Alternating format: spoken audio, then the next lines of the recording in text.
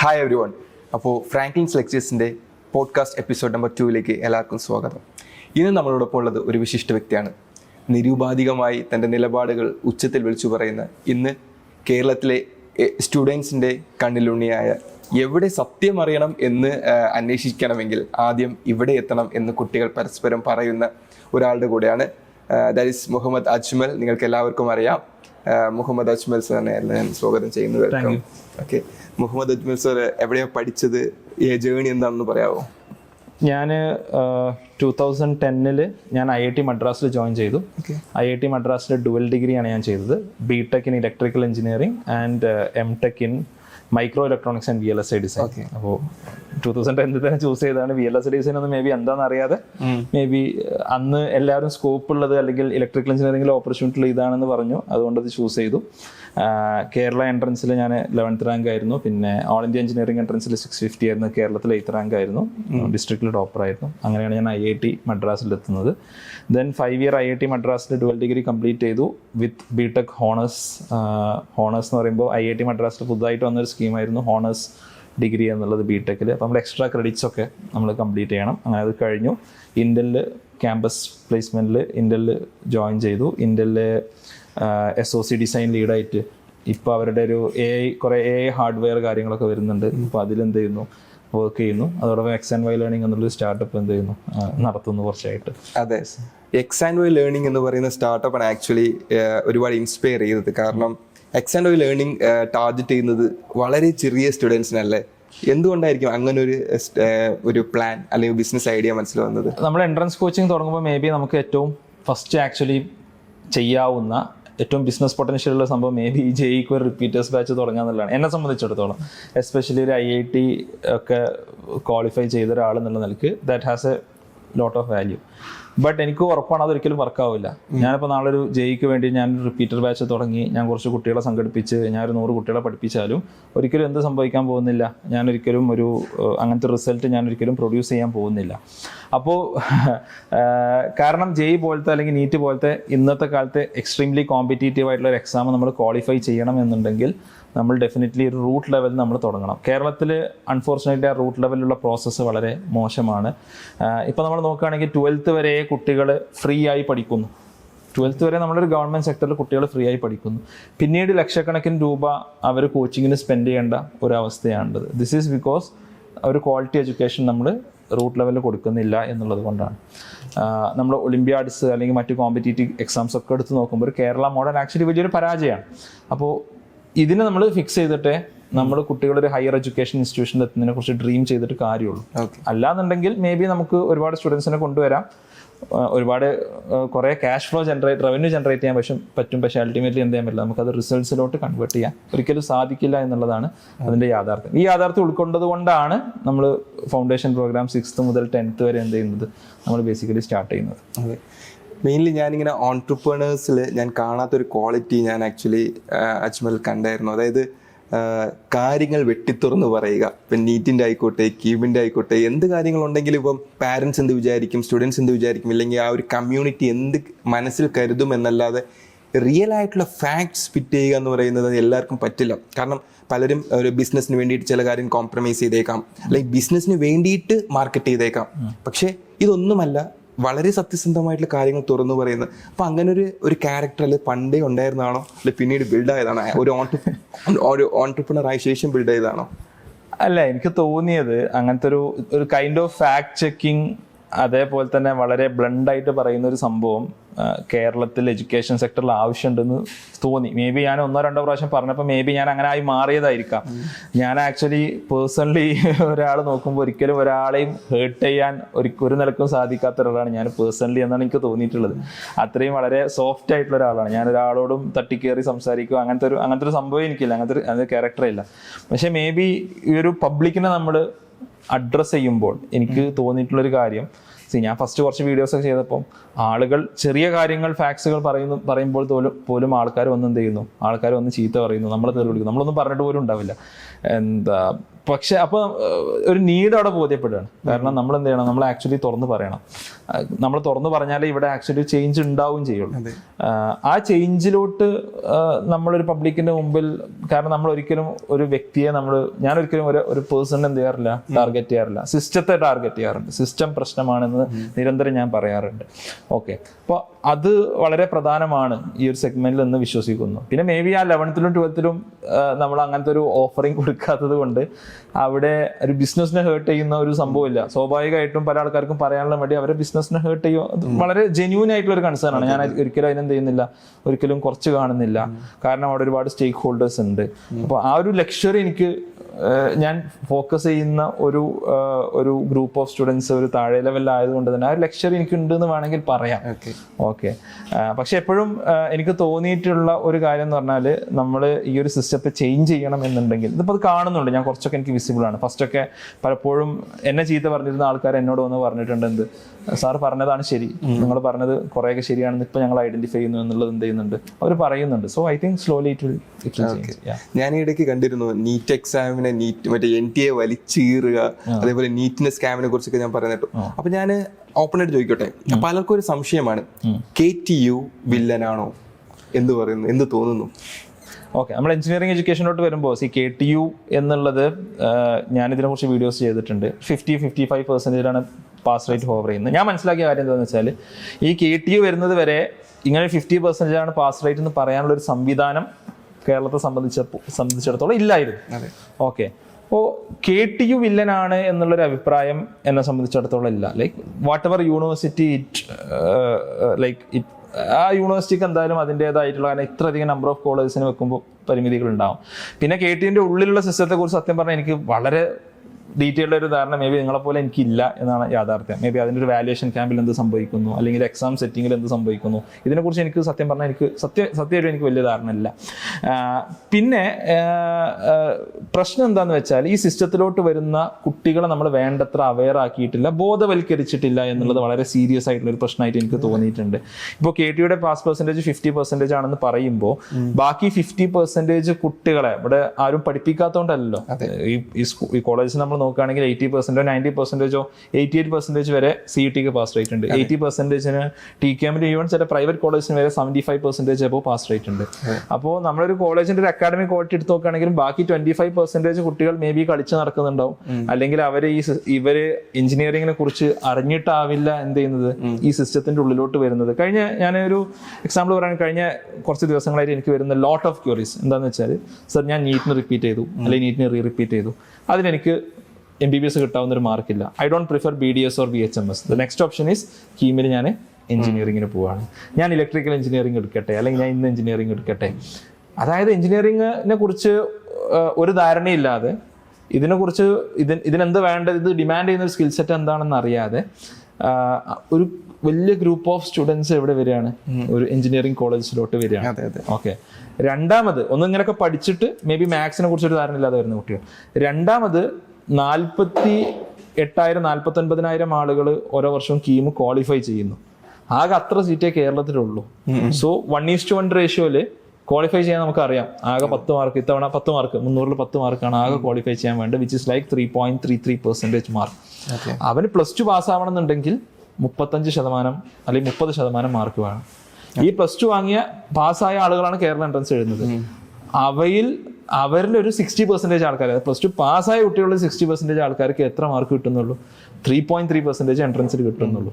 അതായത് മാത്സിനെ കുറിച്ച് ഒരു ധാരണ ഇല്ലാത്ത ആളുകൾ എഞ്ചിനീയറിംഗിന് വരും. സ്വാഭാവികമായിട്ടും പാസ് റേറ്റ് കുറവായിരിക്കും. KTUവിനെ നമ്മൾ ഒന്നും പറയാം, KTUയുടെ സിസ്റ്റത്തിൽ മേ ബി പല ഫ്ലോസും ഉണ്ടാവാം, ഇല്ലാതിരിക്കാം. ഇതൊന്നും ഇല്ലാന്നുണ്ടെങ്കിലും അവർ എഞ്ചിനീയറിംഗ് ഹോൾ സിസ്റ്റം ഈസ് എന്താണ് ഒരു പ്രശ്നത്തിലാണുള്ളത്. അപ്പോൾ കുറ്റപ്പെടുത്തേണ്ടത് ഒരു യൂണിവേഴ്സിറ്റിനെയോ ഒരു ക്യാമ്പസിനോ അല്ല, ഒരിക്കലുമല്ല. ക്യാമ്പസുകളെ കുറ്റപ്പെടുത്തേണ്ട ലൈക്ക് ഇൻഡിവിജ്വൽ കേസസ് ഉണ്ടാവാം. ഒരു 0% പാസ് റേറ്റ് ഉള്ള ക്യാമ്പസുകളുണ്ട്. ആ ക്യാമ്പസിനോ നമുക്ക് ഒരു നിലക്കും എന്ത് ചെയ്യാൻ പറ്റില്ല, നമുക്ക് ന്യായീകരിക്കാൻ പറ്റില്ല. ബിക്കോസ് ദേ ആർ ആൾസോ എന്താ പറയാ അറ്റ് ഫെയിൽ. കാരണം അവര് ഒരാവശ്യമില്ലാത്തൊരു കോളേജ് തുടങ്ങിയെന്ന് ഞാൻ പറയാം. എന്നിട്ട് എന്ത് ചെയ്യുന്നു, എന്നിട്ട് കുറെ കുട്ടികളെ അവിടുന്ന് ഇവിടുന്നൊക്കെ വലിച്ചുകൊണ്ടിരുന്നു.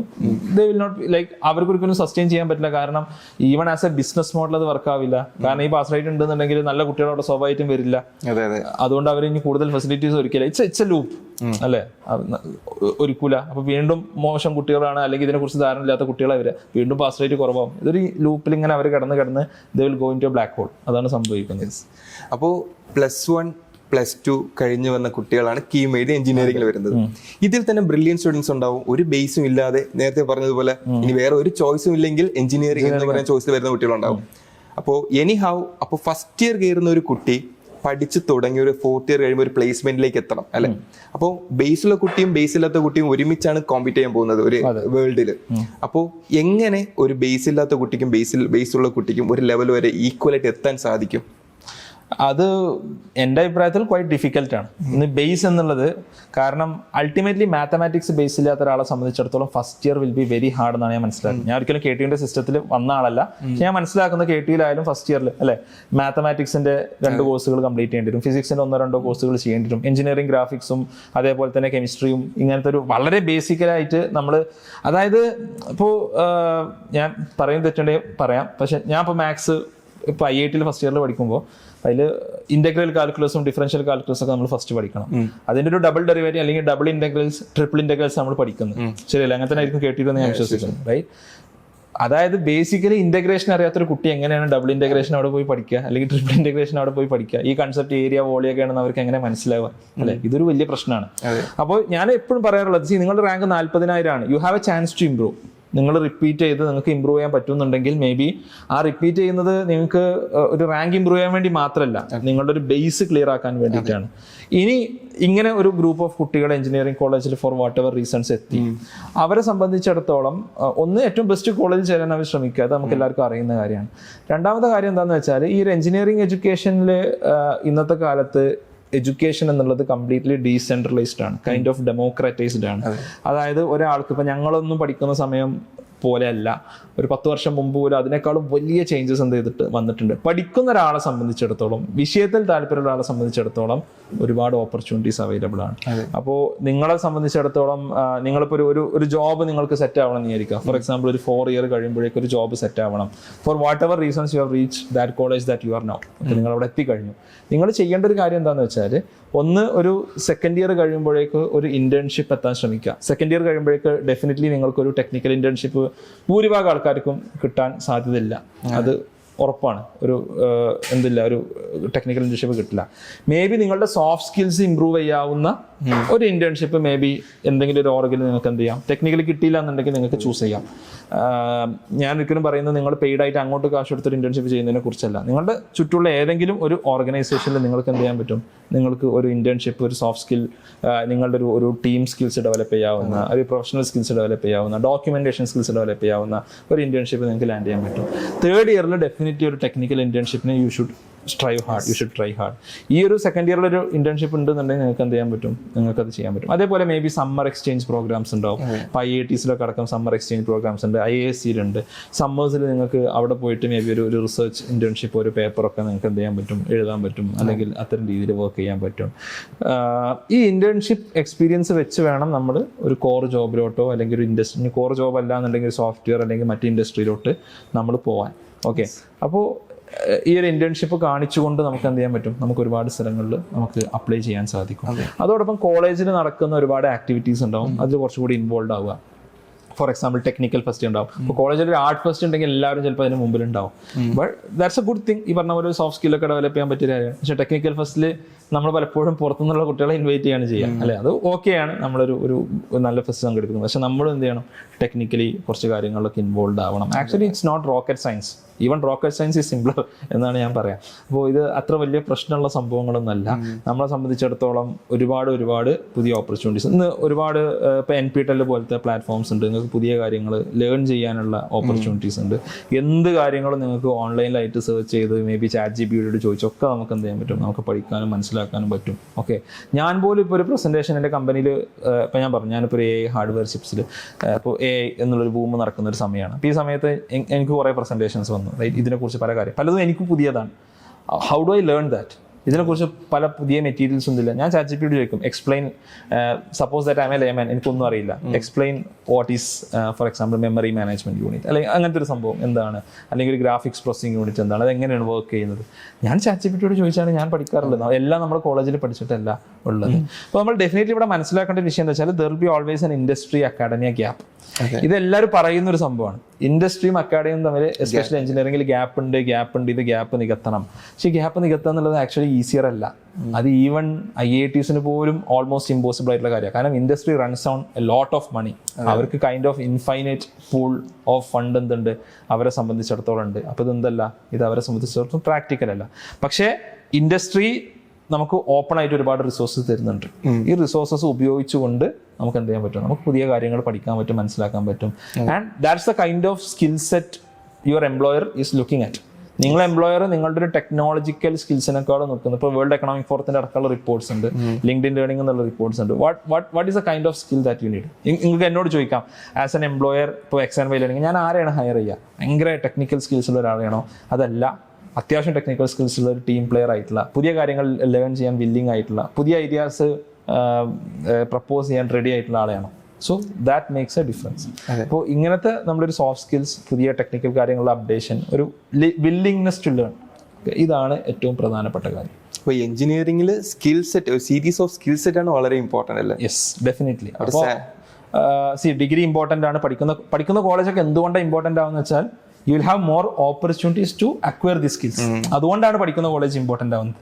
അല്ല ഇന്ന കോളേജ് പഠിച്ചുകൊണ്ട് മാത്രമേ നിങ്ങൾക്ക് ഒരാൾ ജോലി തരുന്നു എന്നുള്ളതല്ല. ഇപ്പം നല്ലൊരു കോളേജ് നിങ്ങൾ പഠിച്ചു, ഫോർ എക്സാമ്പിൾ നിങ്ങൾ CET പഠിച്ചു, NIT പഠിച്ചു, നിങ്ങൾ സെക്കൻഡ് ഇയർ ആകുമ്പോൾ നിങ്ങൾ വെറുതെ ഇരിക്കുകയാണ്, ഞാൻ ഇന്റേൺഷിപ്പും ചെയ്യുന്നത്, ഞാനിങ്ങനെ എന്താണ് NIT എന്നെ രക്ഷിക്കും എന്ന് വിചാരിച്ചിരുന്നാൽ it's not going to work that way. അല്ലെങ്കിൽ CET പഠിച്ചുകൊണ്ട് എന്തോ ആയി എന്ന് വിചാരിച്ചാൽ it's not going to work that way. CET എന്ത് ചെയ്യും, സ്വാഭാവികമായിട്ടും ഒരു പ്രൈവറ്റ് കോളേജിനേക്കാളും അല്ലെങ്കിൽ പുതിയൊരു കോളേജിനേക്കാളും ഈ ഒരു സ്കിൽ സെറ്റ് ഏൺ ചെയ്യാനുള്ള ഫെസിലിറ്റീസ് കൂടുതൽ തരും. Whether we want to capitalize that or not, അത് നമ്മുടെ പ്രൊഗേറ്റീവാണ്. ഓക്കെ, അപ്പോൾ IITന്ന് BTech MTech കഴിഞ്ഞു, അപ്പോൾ കേരളത്തിൽ ഇന്നുണ്ട്. ഓക്കെ, അപ്പോൾ എന്താണ് difference BTech, IIT, NIT, Kerala colleges, engineering college, എന്താണ് കണ്ട ഡിഫറൻസ്? ഞാൻ NITയിലും KTയിലും പഠിച്ചിട്ടില്ല, അതുകൊണ്ട് എനിക്ക് ഡയറക്റ്റ്ലി എല്ലാ ഡിഫറൻസ്, പക്ഷേ ഞാൻ എൻ്റെ ഫ്രണ്ട്സുമായിട്ടൊക്കെ ഉള്ള ഒരു കമ്പാരിസണിൽ ഒബ്സർവ് ചെയ്ത ഒരു കാര്യം പറയാം. ഇപ്പോൾ IIT എന്ന് പറഞ്ഞാൽ ഇറ്റ്സ് എ ഡീംഡ് യൂണിവേഴ്സിറ്റി. സ്വന്തമായിട്ടാണ് എന്ത് ചെയ്യുന്നത്, ഒരു ക്വസ്റ്റ്യൻ പേപ്പർ സെറ്റ് ചെയ്യുന്ന മറ്റ് കാര്യങ്ങൾ. ഇപ്പോൾ and IIT offers A lot of choice. ഇപ്പോൾ KTയും ആ ഒരു സ്ട്രീമിലോട്ടൊക്കെ എന്ത് ചെയ്യുന്നുണ്ട്, പോകുന്നുണ്ടെന്നാണ് ഞാൻ മനസ്സിലാക്കുന്നത്. ഇപ്പോൾ പല ഡിഫറൻസസ് നമ്മൾ പറയുകയാണെന്നുണ്ടെങ്കിൽ, ഒന്ന് അവിടെ നിന്ന് കിട്ടുന്ന ഒരു എക്സ്പോഷർ എന്നുള്ളതാണ്. IIT പോലത്തെ ഒരു കോളേജ് നമുക്ക് പോകുമ്പോൾ there are different activities happening. ഇപ്പോൾ ടെക് ഫെസ്റ്റുകൾ ഉണ്ടാവും, കൾച്ചറൽ ഫെസ്റ്റുകൾ ഉണ്ടാവും, ഡിഫറെൻറ്റ് ക്ലബ്ബുകൾ ഉണ്ടാവും. IIT as a centre for innovation, where നമുക്കൊരു ഐഡിയ ഉണ്ടെന്നുണ്ടെങ്കിൽ നമുക്ക് അവിടെ പോയിട്ട് അവിടെ എല്ലാ മെഷീനറീസും ഉണ്ടാവും, പുതിയ മെഷീനറീസ് ഉണ്ടാവും, നമുക്ക് we can go and work there. Okay, entrepreneurship cells ഉണ്ടാവും, ഇത്തരം കാര്യങ്ങളൊക്കെ ഉണ്ടാവും. We can pick and choose where we want to be. Okay, ഇത്തരം ഓപ്പർച്യൂണിറ്റീസ് സ്വാഭാവികമായിട്ടും NITയിൽ കുറച്ചുകൂടി കുറവായിരിക്കും, CETയിലോ അല്ലെങ്കിൽ നമ്മൾ താഴെ പോകുമ്പോൾ കുറച്ചുകൂടി അത് കുറഞ്ഞു വരും. ആൻഡ് പിന്നെ ടാലന്റ് പൂളാണ്.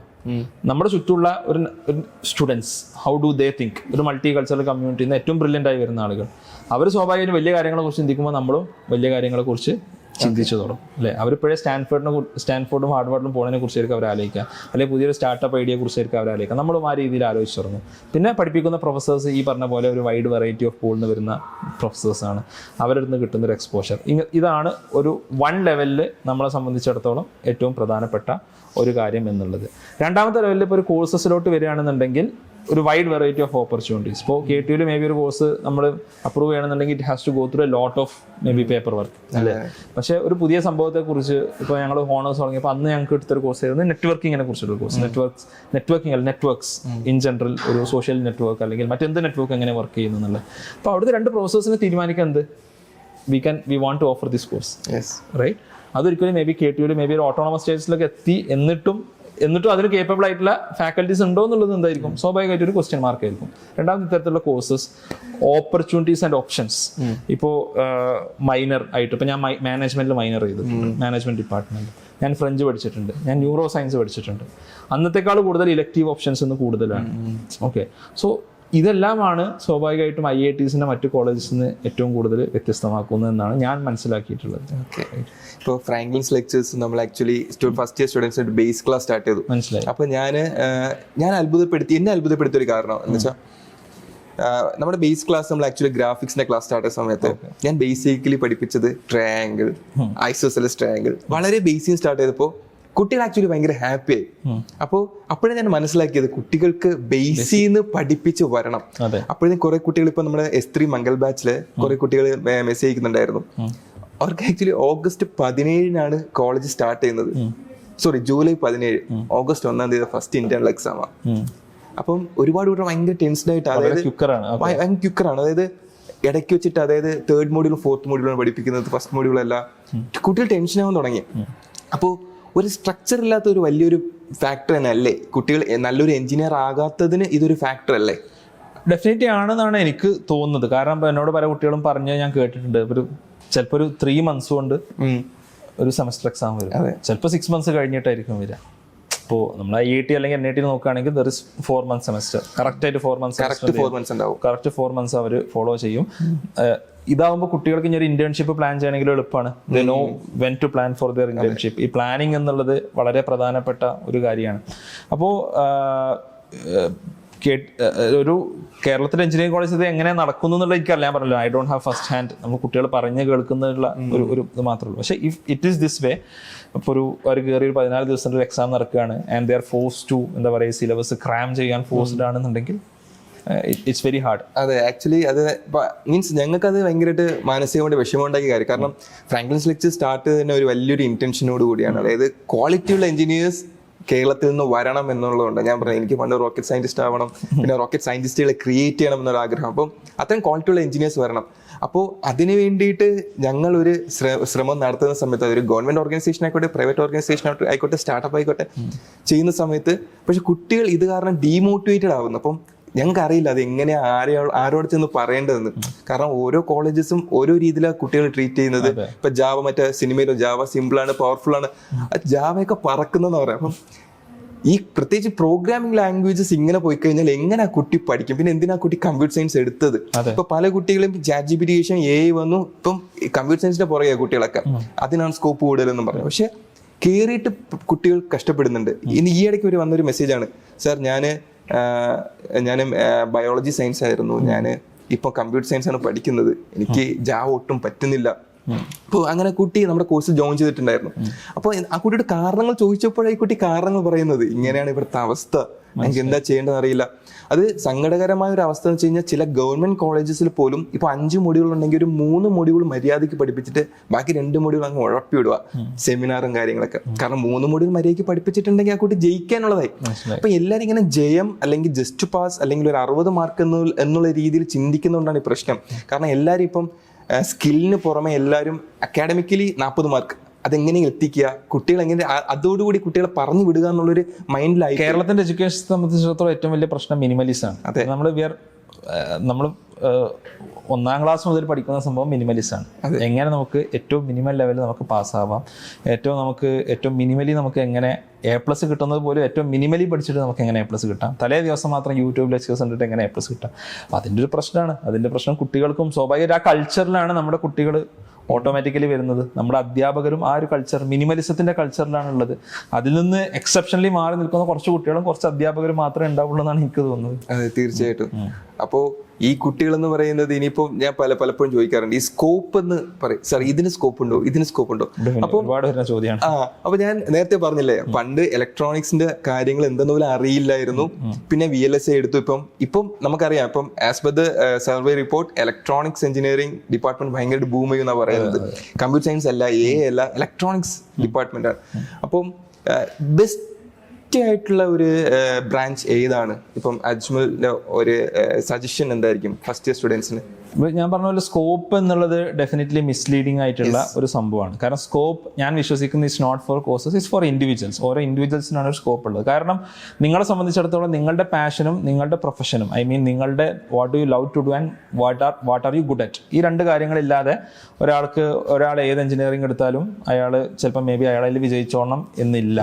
ഓക്കെ, പലപ്പോഴും നമ്മൾ ഈ ഹഞ്ച് ഫീലിങ്സ്, ഞാൻ തന്നെ എൻ്റെ ലൈഫിൽ പറ്റിയ ഒരു മിസ്റ്റേക്ക് അല്ല, ഞാൻ പറഞ്ഞൊരു ഒരു ടേണിംഗ് പോയിന്റ് ഞാൻ പറയാം. എനിക്ക് ആക്ച്വലി JEE എഴുതിയിട്ട് എനിക്ക് IIT കമ്പ്യൂട്ടർ സയൻസ് കിട്ടുമായിരുന്നു. എനിക്ക് കമ്പ്യൂട്ടർ സയൻസ് ഡുവൽ ഡിഗ്രി കിട്ടുമായിരുന്നു. ഞാൻ ചൂസ് ചെയ്യാതിരിക്കാൻ ഒറ്റ കാരണമേ ഉള്ളൂ, ഞാൻ ബയോ സയൻസ് ആണ് എടുത്ത് പറഞ്ഞ പോലെ. Okay, and I was afraid of computer science. കാരണം അന്ന് നമുക്ക് കമ്പ്യൂട്ടർ സയൻസ് എടുക്കാവുന്ന സ്കൂൾസ് ഒന്നും ഇല്ല, അതുകൊണ്ട് കമ്പ്യൂട്ടർ സയൻസ് എടുക്കാമായിരുന്നു.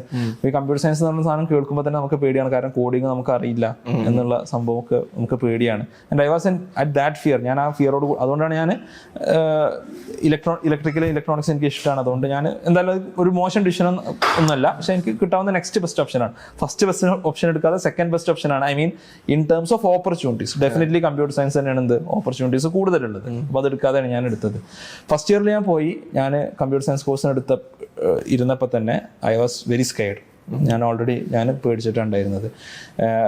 സ്വാഭാവികമായിട്ട് സാർമാർ വരും, ഒരു വലിയ number of students especially north ഇന്ത്യയിൽ നിന്ന് വന്ന ആൾക്കാരെ കമ്പ്യൂട്ടർ സയൻസ് ഓൾറെഡി പഠിച്ചതാണ്. അവർ ഉത്തരങ്ങളൊക്കെ വിളിച്ച് പറയും. അപ്പോൾ ഹയർ ലെവലിലാണ് സംഭവങ്ങൾ പോകുന്നത്, നമ്മൾ പേടിക്കും. എനിക്ക് മാർക്ക് കുറവായിരുന്നു. First year second year 2 courses ഞാൻ എൻ്റെ ഒരു പേടി കാരണവും ഈ കാരണം ഞാൻ ഉഴപ്പി. പിന്നെ ഞാൻ തേർഡ് ഇയറിൽ ഞാൻ തീരുമാനിച്ചത് എന്തായാലും എനിക്ക് പഠിച്ചെടുത്തേ പറ്റുള്ളൂ. ഞാൻ അങ്ങോട്ട് പോയിട്ട്, മറ്റു രണ്ടും ഇങ്ങോട്ട് എന്തായാലും നമ്മൾ എടുക്കേണ്ട കോഴ്സുകളാണെങ്കിൽ ഞാൻ അങ്ങോട്ട് പോയിട്ട് ഡാറ്റ സ്ട്രക്ചേഴ്സ് ആൻഡ് അൽഗോരിതംസ് എന്ന് പറയുന്ന ഒരു കോഴ്സ് എടുത്തു. ഞാൻ ചെയ്തു, നല്ല ഗ്രേഡ് ഞാൻ വാങ്ങി. അതോടുകൂടി ഞാൻ കോൺഫിഡൻ്റ് ആയി. പിന്നെ ഞാൻ പൈത്തണും പേളും എല്ലാ ലാംഗ്വേജസും ഞാൻ വളരെ അത്യാവശ്യം നന്നായിട്ട് ഞാൻ ഉപയോഗിക്കാൻ തുടങ്ങി. അപ്പോൾ ഇവിടെ എന്താണെന്ന് വെച്ചാൽ നമ്മളെ സംബന്ധിച്ചിടത്തോളം 3 കാര്യങ്ങളുണ്ട്. ഒന്ന്, where does our passion and skills lie. ഇത് ഒരു സ്ഥലത്ത് ഉണ്ടെന്ന് നിങ്ങൾക്ക് 100% ഉറപ്പാണെന്നുണ്ടെങ്കിൽ you don't have to worry. Whether സിവിലോ മെക്കാനിക്കലോ എന്തോ ആവട്ടെ, നിങ്ങൾക്ക് എന്ത് ചെയ്യാം, നിങ്ങൾക്ക് ഡെഫിനറ്റ്ലി അതെടുക്കാം. 3ാമത്തെ കാര്യമാണ് ഏറ്റവും പ്രധാനപ്പെട്ട കാര്യം, opportunities. Where do opportunities lie. India പോലത്തെ രാജ്യം നമ്മൾ നോക്കുകയാണെന്നുണ്ടെങ്കിൽ most opportunities lie in circuit branch. Circuit ബ്രാഞ്ചിലാണ് ഏറ്റവും കൂടുതൽ ഓപ്പർച്യൂണിറ്റീസ് ഉള്ളത്. അതിൽ യാതൊരു സംശയമില്ല. കാരണം ഇന്ത്യയിലോട്ട് ഒരുപാട് വർക്ക് IT-യിലും ഇലക്ട്രോണിക്സിലും മറ്റുമൊക്കെ എന്ത് ചെയ്യുന്നുണ്ട്, ഔട്ട്സോഴ്സ് ചെയ്ത് വരുന്നുണ്ട്. ഓക്കെ, സോ ഡെഫിനറ്റ്ലി കൂടുതൽ ഓപ്പർച്യൂണിറ്റീസ് ഉള്ളത് അവിടെയാണ്. അപ്പോൾ ആ നിലക്ക് അതെടുക്കാം. പക്ഷേ അത് എടുക്കുന്ന ആളുകൾ, സർക്യൂട്ട് ബ്രാഞ്ചസ് എടുക്കുന്ന ആളുകൾ, എസ്പെഷ്യലി ഇലക്ട്രോണിക്സിലോ ഇലക്ട്രിക്കലോ പോകുന്ന ആൾക്കാർ ഫിസിക്സിലും മാത്സിലും അടിപൊളിയല്ല എന്നുണ്ടെങ്കിൽ ദേ വിൽ സഫർ. അവർക്ക് എന്ത് ചെയ്യാൻ പറ്റില്ല, അവർക്ക് ഒന്നും ചെയ്യാൻ പറ്റില്ല. മാത്സിലും ഫിസിക്സിലും രണ്ടിലും നന്നായി അവർക്ക് പെർഫോം ചെയ്യാൻ പറ്റാത്ത ആളുകളാണെന്നുണ്ടെങ്കിൽ അവർക്ക് ബേസിക്കലി ഒന്നും ചെയ്യാൻ പറ്റില്ല. കമ്പ്യൂട്ടർ സയൻസ് പിന്നെ അത്ര ഫിസിക്സ് വരില്ല എന്ന് നമുക്ക് വിചാരിക്കാം. പിന്നെ നമ്മൾ ഗ്ലോബലി ഓപ്പർച്യൂണിറ്റീസ് നോക്കുകയാണെങ്കിൽ every branch has it's fair share എന്നാണ് ഞാൻ വിശ്വസിക്കുന്നത്. നമ്മൾ അത്തരം ഓപ്പർച്യൂണിറ്റീസ്, അത്തരം ബ്രാഞ്ചസ് നോക്കുകയാണെങ്കിൽ മെക്കാനിക്കലോ സിവിലോ എന്താവട്ടെ, ഒരുപാട് ഓപ്പർച്യൂണിറ്റീസ് ഗ്ലോബലി ഉണ്ട്. ഹയർ സ്റ്റഡീസ് ആവട്ടെ, ജോബ് ഓപ്പർച്യൂണിറ്റീസ് ആവട്ടെ ഉണ്ട്. അപ്പോൾ നമ്മൾ ഗ്ലോബലി പെർസ്പെക്റ്റീവ് നമ്മൾ തിങ്ക് ചെയ്യുകയാണെന്നുണ്ടെങ്കിൽ നമുക്കറിയാം നമ്മുടെ സ്കിൽ സെറ്റ് എന്നുള്ളത് ഇന്നൊന്ന് ഏരിയ ആണെന്നുണ്ടെങ്കിൽ ഡെഫിനറ്റ്ലി എന്ത് ചെയ്യാം, നമുക്ക് എടുക്കാം. നമ്മുടെ ഇന്ത്യയിൽ തന്നെ നിൽക്കും, പല ആളുകൾക്ക് ഇന്ത്യയിൽ തന്നെ നിൽക്കുമെന്നുണ്ട്, നമുക്കറിയില്ല. Like where do we feel better. നിങ്ങൾ ഫിസിക്സിലും മാത്സിലും ഓക്കെ ആണെന്നുണ്ടെങ്കിൽ എൻ്റെ അഭിപ്രായത്തിൽ കമ്പ്യൂട്ടർ സയൻസിലോട്ടോ ഇലക്ട്രോണിക്സിലോട്ടോ പോവാം. ഇതിപ്പോൾ നടക്കുന്നൊരു ഡിബേറ്റ് നേരത്തെ പറഞ്ഞ പോലെ ഇലക്ട്രോണിക്സ് ആണോ കമ്പ്യൂട്ടർ സയൻസ് ആണോ, ഞാൻ ഇങ്ങനെ പറയാം, സ്കോപ്പ് കൂടുതലുള്ളതിന് പകരം ഓപ്പർച്യൂണിറ്റീസ് കൂടുതൽ. അപ്പോൾ ഇപ്പോൾ ആളുകൾ പറയാൻ കാരണം ഇപ്പോൾ കോഡിങ് AI വരുന്നതോട് കൂടിയിട്ട് കോഡേഴ്സിനുള്ള ചാൻസ് കുറയും. AI വരുന്നതോട് കൂടിയിട്ട് എല്ലാവർക്കുള്ള ചാൻസസ്, വളരെ ട്രഡീഷണലി ചിന്തിക്കുന്ന ആർക്കുള്ള ചാൻസസ് കുറയുന്നുള്ളതാണ്. അപ്പോൾ ഞങ്ങൾ ഇന്ത്യയിൽ വർക്ക് ചെയ്യുന്നൊരു സംഭവം ഞാൻ പറയാം. ഇപ്പോൾ RTL എന്ത് ചെയ്യണം, നമ്മൾ വെരിലോഗ് എഴുതണം. ഇപ്പോൾ ഈ ഹാർഡ്വെയർ ഡിസൈനിലോട്ടുള്ളൊരു ഓപ്പർച്യൂണിറ്റീസ് കൂടും എന്നുള്ളത് കൊണ്ടാണല്ലോ നമ്മൾ പറയുന്നത് ഇലക്ട്രോണിക്സിന് ഓപ്പർച്യൂണിറ്റീസ് കൂടും എന്ന് നമ്മൾ പറയുന്നത്. പക്ഷേ ഈ ഹാർഡ്വെയർ ഡിസ്ക്രിപ്ഷൻ ലാംഗ്വേജസ് എഴുതാവുന്ന AI സിസ്റ്റംസ് ഒന്നുണ്ട്. സോ AI എന്നുള്ളത് എല്ലായിടത്തും പെനട്രേറ്റ് ചെയ്യും. ഈവൺ മെഡിസിനിൽ പെനട്രേറ്റ് ചെയ്യും, എഞ്ചിനീയറിംഗിൽ പല സ്ഥലത്ത് പെനട്രേറ്റ് ചെയ്യും, എല്ലാ സ്ഥലത്തും പെനട്രേറ്റ് ചെയ്യും. So who learns to work with AI will survive, അത്രേ ഉള്ളൂ. അപ്പോൾ അതുകൊണ്ട് ഒരിക്കലും കമ്പ്യൂട്ടർ സയൻസിന് ഓപ്പർച്യൂണിറ്റീസ് കുറയുന്നല്ല. ആക്ച്വൽ കമ്പ്യൂട്ടർ സയൻസിന്, അതായത് നോർമൽ കോഡിങ്ങിന് അപ്പുറമുള്ള ആക്ച്വൽ കമ്പ്യൂട്ടർ സയൻസ് ജോബ്സിന് ഓപ്പർച്യൂണിറ്റി കൂടും എന്നുള്ളതാണ് ഞാൻ എന്ത് ചെയ്യുന്നത്, ഞാൻ വിശ്വസിക്കുന്നത്. അപ്പോൾ ബാക്കിയുള്ള ഡിപ്പാർട്ട്മെന്റ്സിനെ കുറിച്ച് mechanical, electrical, mechanical, civil, non secured ബ്രാഞ്ചസിന്റെ ഒരു എന്താ പറയാ, ഒരു ഓപ്പർച്യൂണിറ്റി സ്കെയിൽ എന്തായിരിക്കും ഒരു ഫ്യൂച്ചറിലേക്ക്? Definitely it's there. പിന്നെന്താന്ന് വെച്ചാൽ മെക്കാനിക്കൽ സിവിലൊക്കെ കുറെ ഇൻ എ വേ സാച്ചുറേറ്റഡ് ആണ്. ഓക്കെ, കുറെ എന്ത് ചെയ്തിട്ടുണ്ട്, ഒരു ബ്രാഞ്ച് ആസ് എ ബ്രാഞ്ച് എന്ത് ചെയ്തിട്ടുണ്ട്, കുറെ കാര്യങ്ങൾ സാച്ചുറേറ്റഡ് ആയിട്ടുണ്ട്, കുറെ ട്രഡീഷണൽ ആയതുകൊണ്ടുള്ള ഒരു സംഭവമാണ്. ഇന്ത്യ എന്നുള്ളൊരു രാജ്യത്തെ സംബന്ധിച്ചിടത്തോളം ഒരു limited supply of mechanical civil എഞ്ചിനീയേഴ്സിന് ആക്ച്വലി മതി. കാരണം അവിടെ നമ്മളിങ്ങനെ ആലോചിച്ച് നോക്കുമ്പോൾ ഒരു സ്കെയിലിംഗ് അപ്പ് ഓഫ് സിസ്റ്റംസ് വളരെ ഓർഗാനിക്കായി സംഭവിക്കുന്ന സ്ഥലമാണ് സിവിൽ മെക്കാനിക്കലൊക്കെ. നമ്മൾ ഇന്ന് 100-ൽ നിന്ന് 1000-ലോട്ടോ 10,000-ലോട്ടോ എത്തില്ല. കമ്പ്യൂട്ടർ സയൻസ് അങ്ങനെയല്ല. നമ്മളൊരു സോഫ്റ്റ്വെയർ ഡിസ്ട്രിബ്യൂട്ട് ചെയ്യുന്ന പോലെയല്ല ഇപ്പോൾ ഒരു ബിൽഡിംഗ് നമ്മൾ ഉണ്ടാക്കുന്നോ മറ്റോ. അതുകൊണ്ടാണ് സ്വാഭാവികമായിട്ട് അവിടെയുള്ള ഓപ്പർച്യൂണിറ്റീസിൻ്റെ ഒരു ഓർഗാനിക് ഗ്രോത്ത് മാത്രമേ ഉണ്ടാവുള്ളൂ. നേരെ മറിച്ച് ഇന്ത്യക്ക് പുറത്തോട്ട് പോകുകയാണെങ്കിൽ ഡെഫിനറ്റ്ലി സിവിലും മെക്കാനിക്കലും അടക്കം എല്ലാത്തിലും കൂടുതൽ ഓപ്പർച്യൂണിറ്റീസ് ഉണ്ട്. എന്ന് മാത്രമല്ല ഇന്ത്യയിലെ ഇപ്പോൾ PSUs എടുത്താൽ ഇപ്പോൾ ഗേറ്റ് വഴി എനിക്ക് തോന്നുന്നു ഇലക്ട്രോണിക്സിനെക്കാളും അല്ലെങ്കിൽ കമ്പ്യൂട്ടർ സയൻസിനേക്കാളും ഓപ്പർച്യൂണിറ്റീസ് ഉണ്ടാവുക മെക്കാനിക്കലിലും കെമിക്കലിലും അല്ലെങ്കിൽ അത്തരം ബ്രാഞ്ചസിലൊക്കെയാണ്. ഗേറ്റ് വഴിയുള്ള PSUസിലോട്ടുള്ള ഓപ്പർച്യൂണിറ്റീസ് കൂടുതൽ എന്നുള്ളതാണ് എനിക്ക് തോന്നുന്നത്. അപ്പോൾ definitely there are lot of opportunities. പക്ഷേ എൻ്റെ അഭിപ്രായത്തിൽ ഓപ്പർച്യൂണിറ്റീസ് ഇല്ലാത്തല്ല പ്രശ്നം, അത് ക്യാച്ച് ചെയ്യാൻ കുട്ടികൾ പലപ്പോഴും കേപ്പബിൾ അല്ല, റെഡി അല്ല, അവർ ഇൻട്രസ്റ്റഡും അല്ല എന്നുള്ളതാണ്. അല്ലെങ്കിൽ അവർ അതിനെ കുറിച്ച് അത്രത്തോളം അവെയറും അല്ല എന്നുള്ളതാണ് പ്രശ്നം. ഇവിടെ എല്ലാവർക്കും ഞാൻ ഒരു ഉദാഹരണം പറയാം. ഇപ്പോൾ കോവിഡിന് തൊട്ടുമ്പോൾ ഞങ്ങളുടെ ഇന്ത്യയിലെ ഒരു ടീം സൈസ് എന്നത് ഇറ്റ് വാസ് ലൈക്ക് 10-15 പീപ്പിൾ. ഇപ്പോൾ അതൊരു 40-50 പീപ്പിളാണ് ഞങ്ങളുടെ ഒരു സിംഗിൾ ടീമിലുള്ളത്. What's a reason? ആളുകളെ ആവശ്യമുണ്ട്. ഞാൻ ഒരുപാട് ആൾക്കാരെ ഇന്റർവ്യൂ ചെയ്യുന്ന ആളാണ്, പക്ഷെ ആവശ്യമുള്ള ആൾക്കാരെ കിട്ടാറില്ല എന്നുള്ളതാണ് പലപ്പോഴും പ്രശ്നം. ഇതേ കാര്യം എന്തുണ്ടാവും, എല്ലാ സെഗ്മെന്റിലും ഉണ്ടാവും എന്നാണ് ഞാൻ വിശ്വസിക്കുന്നത്. So people are not capable enough. അതാണ് നമ്മൾ ആക്ച്വലി ചേഞ്ച് ചെയ്യേണ്ടത്. അത് കുട്ടികളൊന്ന് മനസ്സുവെച്ചാൽ ചേഞ്ച് ചെയ്യാവുന്നതേ ഉള്ളൂ. ഇന്റൽ എന്ന് പറയുന്ന ഒരു വലിയ കമ്പനിയിൽ എങ്ങനെ എത്തിപ്പെട്ടു? ഇന്റലെത്തിപ്പെട്ടത് ഞാൻ ഈ VLSIയിലോട്ട് പോകുമ്പോൾ തന്നെ എൻ്റെ ഒരു ഡ്രീമായിരുന്നു ഇന്റൽ എന്നുള്ള. കാരണം ഇന്റൽ നമ്മളെല്ലാവരും കേൾക്കുന്ന, എല്ലാവരും അറിയുന്ന ഒരു സംഭവമാണ്. നമ്മൾ പണ്ട് മുതലേ നമ്മൾ കാണുന്ന എല്ലാ ലാപ്ടോപ്പിലും ഇന്റൽ ഉണ്ട്. അപ്പോൾ VLSI എന്നുള്ളത് ഞാൻ എടുക്കാനുള്ള ഒരു മെയിൻ റീസൺ, അട്രാക്ഷൻ എന്താ വെച്ചാൽ VLSI എന്താണെന്ന് പറഞ്ഞിട്ടില്ല. VLSI ആക്ച്വലി ക്വൈറ്റ് ടഫ്, അത്യാവശ്യം ടഫ് ആയിട്ടുള്ള, എനിക്ക് തോന്നുന്നു എഞ്ചിനീയറിംഗിലെ ഏറ്റവും ടഫറായിട്ടുള്ള ബ്രാഞ്ച് ഇലക്ട്രിക്കലോ ഇലക്ട്രോണിക്സ് ആയിരിക്കും എന്നാണ് ഞാൻ വിശ്വസിക്കുന്നത്. അതിൽ തന്നെ ഏറ്റവും ടഫറായിട്ടുള്ള സംഭവം മേ ബി കമ്മ്യൂണിക്കേഷനേക്കാളും പവർ സിസ്റ്റത്തിനേക്കാളും ടഫറായിട്ടുള്ള ഒരു സംഭവമാണ് VLSI ഡിസൈൻ എന്നുള്ളത്. അപ്പോൾ എനിക്ക് ആ ഒരു ഇന്ത്യയിലേക്ക് എത്താമെന്നുള്ളൊരു ആഗ്രഹത്തിലാണ് ആക്ച്വലി ഞാൻ VLSI എടുക്കുന്നത്, അല്ല VLSI എന്താണെന്ന് അറിഞ്ഞിട്ടല്ല. പിന്നെ ക്യാമ്പസ് പ്ലേസ്മെൻറ്റ് വന്നു. തലേ ദിവസമാണ് ഞാൻ ഷോർട്ട് ലിസ്റ്റഡ് ആയി അതിലോട്ട് എന്നുള്ളത്. ഞാൻ ഒറ്റ കമ്പനിയിൽ ഷോർട്ട് ലിസ്റ്റഡ് ആയിട്ടുള്ളത് ഇന്ത്യയിൽ മാത്രമാണ്. പിറ്റേ ദിവസം രാത്രി 9 മണിക്കാണ് ഞാൻ അറിയുന്നത് ഞാൻ ഷോർട്ട് ലിസ്റ്റഡ് ആയി. പിറ്റേന്ന് രാവിലെ 6 മണിക്കാണ് എൻ്റെ ഇൻ്റർവ്യൂ. എന്താ പറയാ, ദൈവത്തിന്റെ ഒരു ഇടപെടലൊക്കെ നമുക്ക് പറയാം. 6 മണിക്ക് ഇന്റർവ്യൂവിന് പോയി, 2-3 ഇന്റർവ്യൂ റൗണ്ട് കഴിഞ്ഞു, കിട്ടി. അത്രേ ഉള്ളൂ. ഞാൻ ആക്ച്വലി വളരെ ഒരു ഷോർട്ട് നോട്ടീസ്, ഒരു നൈറ്റ് മാത്രമാണ് എനിക്ക് ഉണ്ടായിരുന്നത്. ആ നൈറ്റ് ഉറങ്ങിപ്പോയി എന്നല്ലാതെ പ്രത്യേകിച്ച് ഒന്നും സംഭവിച്ചിട്ടില്ല. അപ്പോൾ അത് ലൈക്ക് നമ്മൾ കുറേ കാലം എടുത്തൊരു, ഞാൻ പറഞ്ഞത് ഇതൊക്കെ ഒരു അക്യുമുലേഷനാണ്. നമ്മൾ കുറേ കാലം എടുത്ത ഒരു ഹാർഡ് വർക്കിന്റെ ഒരു റിസൾട്ടാണ്. അല്ലാതെ ലക്കെന്നൊന്നും ഞാൻ ഒരിക്കലും അതിനെ വിളിക്കൂല. നമ്മൾ മേ ബി ഒരു JEE സമയം മുതലേ നമ്മൾ ചെയ്തൊരു ഹാർഡ് വർക്കിന്റെ, നമുക്കുള്ളൊരു സബ്ജക്ട് ഡെപ്തിന്റെ, നമ്മൾ ഉണ്ടാക്കിയെടുത്തൊരു ലൈക്ക് ഒരു പേഴ്സണാലിറ്റിയുടെ ഒരു ഇമ്പാക്റ്റ് ആണ് അൾട്ടിമേറ്റ്ലി ഇന്റർവ്യൂവിൽ ടെസ്റ്റ് ചെയ്യപ്പെടുന്നത്. അല്ലാതെ എനിക്ക് ഭാഗ്യം ഉണ്ടായിരുന്നു ബാക്കിയുള്ളവർക്ക് ഭാഗ്യമില്ല എന്നുള്ളതിലൊന്നും അർത്ഥമില്ല. ആൻഡ് ഇന്ത്യൽ has a good work culture. ഇന്ത്യൽ എന്നുള്ള കമ്പനി നല്ല വർക്ക് കൾച്ചറുള്ള കമ്പനിയാണ്. ഒരുപാട് പുതിയ വളരെ നോവലായിട്ടുള്ള ടെക്നോളജീസിൽ വർക്ക് ചെയ്യുന്ന കമ്പനിയാണ്. It's a very very good company to work with. VLSI ഇൻഡസ്ട്രിയിൽ തന്നെ VLSI ഇൻഡസ്ട്രിയിൽ ഏറ്റവും ബൂമിംഗ് ആയ കമ്പനി NVIDIA ആണ്. ഡെഫിനറ്റ്ലി എവരി വൺസ് എന്താ പറയുക, അത്രയും സ്റ്റോക്ക് പ്രൈസ് ഇതൊക്കെ ഉള്ളൊരു കമ്പനിയാണ്. പക്ഷേ as a person to work ഞാൻ വളരെ കംഫർട്ടബിൾ ആയിട്ടുള്ള സ്ഥലമായിട്ട് തോന്നിയൊരു സംഭവമാണ് എനിക്ക് ഇന്ത്യയിൽ എന്നുള്ളത്. ഓക്കെ. അപ്പോൾ ഈ BTech പ്രോജക്ട്സ് ഇല്ലേ, പലപ്പോഴും കേട്ടിട്ടുണ്ട് ഈ BTech പ്രോജക്ട്സ് എന്ന് പറയുന്നത് അവരുടെ പ്ലേസ്മെന്റിൽ ഭയങ്കരമായിട്ട് ഒരു ഇൻഫ്ലുവൻസ് ഉണ്ടാക്കുന്ന ഒരു സംഭവമാണെന്ന്. അപ്പോൾ IIT-ലും പഠിച്ചിരുന്ന സമയത്തും BTech പ്രോജക്ട്സിന്റെ ബേസിൽ ഒരുപാട് കമ്പനീസ് അവർ ഇപ്പം ആ ഒരു ഗ്യാങ്ങിനെ അല്ലെങ്കിൽ ഒരു ടീമിനെ ചൂസ് ചെയ്തിട്ടുണ്ടോ? ഞങ്ങൾ പഠിക്കുന്ന സമയത്ത് BTech-ന് പ്രൊജക്ട് ഏതർ BTech പ്രൊജക്ട് ചെയ്യാം, അല്ലെങ്കിൽ 2-3 കോഴ്സസ് ചെയ്യാം എന്നുള്ളൊരു റൂൾ അന്ന് വന്നിരുന്നു ആ സമയത്ത്. ഇപ്പം എങ്ങനെ എന്താണെന്ന് എനിക്കറിയില്ല. ഞങ്ങൾക്ക് BTech-ന് പ്രൊജക്റ്റിലായിരുന്നു, ഞങ്ങൾക്ക് MTech-നാണ്. ലൈക്ക് ഡ്യൂൽ ഡിഗ്രി ആയതുകൊണ്ട് ഒരു 1 ഇയർ പ്രൊജക്ട് ഉണ്ടായിരുന്നു. 6 months പ്രൊജക്ട് ഇല്ല, 1 ഇയർ പ്രൊജക്ട് ഉണ്ടായിരുന്നു. ഞാൻ ആക്ച്വലി പ്രൊജക്ട് ചെയ്തൊരു സെമി കണ്ടക്ടർ ഫിസിക്സുമായി ബന്ധപ്പെട്ട ഒരു ഏരിയയിലാണ്, സെമി കണ്ടക്ടർ ക്യാരക്ടറൈസേഷനുമായി ബന്ധപ്പെട്ട ഒരു ഏരിയയിലാണ്. അത് മേ ബി ലൈക്ക് ഞാൻ ഇപ്പോൾ വർക്ക് ചെയ്യുന്ന ഏരിയയുമായിട്ട് വളരെ ഡയറക്റ്റ് കണക്ഷൻ ഒന്നുമില്ല. പക്ഷെ മേ ബി അതിൻ്റെ ഒരു നൊവാലിറ്റി കൊണ്ട് ചിലപ്പോൾ എന്നെ ഹെൽപ്പ് ചെയ്തിട്ടുണ്ടാവാം, എനിക്കറിയില്ല. എനിക്ക് അത്രത്തോളം ഭയങ്കര ഹെൽപ്ഫുൾ ആയി ലൈക്ക് ചെയ്യുന്ന വർക്കുമായിട്ട് അത്രത്തോളം അലൈൻഡാണ് എന്നുള്ളത് തോന്നിയില്ല. പക്ഷെ വളരെ ടെക്നിക്കലായിട്ടുള്ളൊരു ഏരിയയിലാണ് ചെയ്തത്. പക്ഷേ ഇൻ ജനറൽ എനിക്ക് തോന്നിയിട്ടുള്ളൊരു കാര്യം, നമ്മളൊരു ജനറൽ പ്ലേസ്മെന്റ്സിലോട്ട് വരുമ്പോൾ ഒരാൾ എന്ത് വർക്ക് ചെയ്തു എന്നുള്ളത് വളരെ പ്രധാനമാണ്. ആ വർക്ക് അയാൾ ഏത് ലെവലിൽ എത്തിച്ചു എന്നുള്ളതും വളരെ പ്രധാനമാണ്. ഇപ്പോൾ പല രീതിയിൽ ചെയ്യുന്ന ആൾക്കാരുണ്ട്. ചില ആൾക്കാർ ചിലപ്പോൾ മൊത്തത്തിൽ ഔട്ട്സോഴ്സ് ചെയ്യുന്ന ആൾക്കാരോട് ലൈക്ക് അങ്ങനത്തെ ആൾക്കാരെ ഞാൻ കണ്ടിട്ടുണ്ട്. അതേപോലെ തന്നെ ചില ആൾക്കാർ മേ ബി ഓൾറെഡി എക്സിസ്റ്റിംഗ് ആയിട്ടുള്ളൊരു പേപ്പർ ഇംപ്ലിമെന്റ് ചെയ്യും. വളരെ നോവൽ ഐഡിയ ആയിട്ട് വരുന്ന ആൾക്കാർ ഇപ്പോഴും വളരെ കുറവായിരിക്കും. അങ്ങനത്തെ ആൾക്കാരാണ് അതിനെക്കുറിച്ച്. പിന്നെ രണ്ടാമത്തെ ഒരു കാര്യം എന്താണെന്ന് വെച്ചാൽ, പലപ്പോഴും ചെയ്യുന്ന വർക്ക് ചിലപ്പോൾ 2-3 ആൾക്കാർ ചേർന്നിട്ടായിരിക്കും ചിലപ്പോൾ ചെയ്യുക, അല്ലേ? അങ്ങനത്തെ പ്രൊജക്ട്സ് ഉണ്ടാവും. നമ്മൾ ചെയ്തൊരു പ്രൊജക്ട് നമുക്ക് എക്സ്പ്ലെയിൻ ചെയ്യാൻ അറിയോ ഇല്ല എന്നുള്ളതാണ് വിഷയം. നമ്മൾ എന്ത് ചെയ്തു എന്നുള്ളതിനേക്കാളും പല ആൾക്കാർക്ക് അവർ ചെയ്തത് എന്താണെന്നുള്ളത് അറിയുന്നുണ്ടല്ലോ. മേ ബി ഒരു ഗ്രൂപ്പിന്റെ ഭാഗമായിട്ട് അവർ ചെയ്തുകൊണ്ട് ചിലപ്പോൾ ഒരു ധാരണ അതിനെക്കുറിച്ച് ഉണ്ടായിക്കോളും. അങ്ങനത്തെ ആൾക്കാരെ ഞാൻ ഒരുപാട് കണ്ടിട്ടുണ്ട്. ഞാൻ ഇന്റർവ്യൂ ചെയ്യുമ്പോൾ കാണും. അപ്പോൾ ഞാൻ ചോദിക്കും, നിങ്ങൾ എന്തിനാ പിന്നെ ഇത് റെസ്യൂമിൽ എഴുതുന്നത്? നിങ്ങൾക്കൊരു കാര്യം എക്സ്പ്ലെയിൻ ചെയ്യാൻ പറ്റില്ല എന്നുണ്ടെങ്കിൽ നിങ്ങൾ ഒരിക്കലും ചെയ്യാൻ പാടില്ല, നിങ്ങൾ റെസ്യൂമിൽ എഴുതാൻ പാടില്ല. That's A basic simple fact. Okay, അപ്പോൾ നമ്മൾ വലിയൊരു സംഭവം ചെയ്യുന്നതിനേക്കാൾ എനിക്ക് തോന്നിയിട്ടുള്ളത് നമ്മൾ ചെയ്ത കാര്യത്തെ വളരെ വൃത്തിയായിട്ട് അതിൻ്റെ എല്ലാ കാര്യങ്ങളും എക്സ്പ്രസ് ചെയ്യാൻ നമുക്ക് അറിയണം.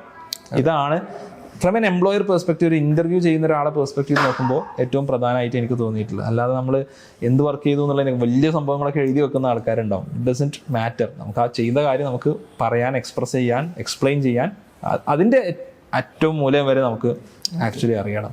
ഓക്കെ, പിന്നെ പ്ലേസ്മെന്റിന് എല്ലാ കമ്പനീസും അതുകൊണ്ട് തന്നെ ഇത് വലിയൊരു ഫാക്ടറായി എടുക്കുമെന്ന് എനിക്ക് തോന്നുന്നില്ല. ഓക്കെ, കാരണം സി അൾട്ടിമേറ്റ്ലി ഞാൻ ഇപ്പുറത്തെ സൈഡിൽ നിന്ന് ചിന്തിക്കുകയാണ്. ഞാൻ പറഞ്ഞില്ല, ഞാൻ ഇന്റർവ്യൂ ചെയ്തിരിക്കുന്ന ഒരാളാണ്. എൻ്റെ അടുത്ത് ഒരു റെസ്യൂമേ കിട്ടുന്നു, ഞാൻ എന്താണ് നോക്കുക, ഞാൻ ആ ഒരു പെർസ്പെക്റ്റീവ് ഞാൻ പറയാൻ ശ്രമിക്കാം. ഓക്കെ, എൻ്റെ അടുത്ത് റെസ്യൂമേ കിട്ടുമ്പോൾ ഒന്ന് അത് കൺസൈസ് ആയാൽ എത്രയും നല്ലത് എന്നുള്ളത് ഞാൻ ആയിരിക്കും. 4-5 പേജ് റെസ്യൂമേ ചെയ്യുന്ന ആൾക്കാരുണ്ട്. Who is going to read that? നമ്മുടെ അടുത്ത് ഒരു ഇൻ്റർവ്യൂ ഷെഡ്യൂൾ ചെയ്യുകയാണെങ്കിൽ ഒരു ദിവസം ചിലപ്പോൾ 4-5 ഇൻ്റർവ്യൂ ഷെഡ്യൂൾ ചെയ്യും. നമ്മളെല്ലാ വർക്കിൻ്റെ ഇടയിലായിരിക്കും നമ്മൾ ഇൻ്റർവ്യൂ പോകും. ആ ഇൻ്റർവ്യൂവിന് കയറുന്നതിൻ്റെ ഒരു 5 മിനിറ്റ് മുമ്പോ അല്ലെങ്കിൽ ചിലപ്പോൾ ആ ഇൻ്റർവ്യൂ തുടങ്ങുന്ന സമയത്തായിരിക്കും നമ്മൾ റെസ്യൂം നോക്കുക. അല്ലാതെ ആര് നോക്കുന്നത്? ഇതാരും നോക്കാൻ പോകുന്നില്ല.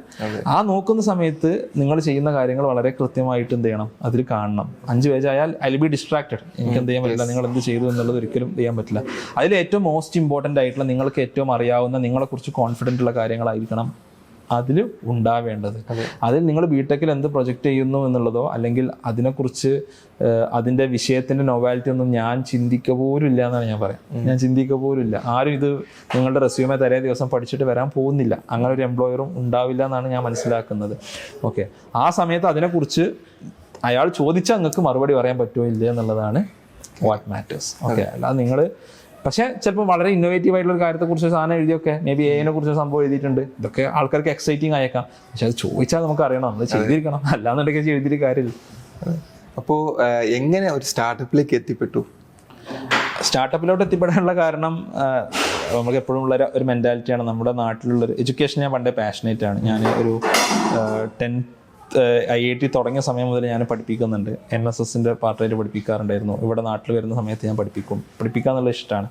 അപ്പോൾ എഡ്യൂക്കേഷൻ സിസ്റ്റത്തിൽ എന്തെങ്കിലും ചേഞ്ച് വരണം എന്നുള്ളൊരു മോട്ടീവ് എപ്പോഴും ഉണ്ട്.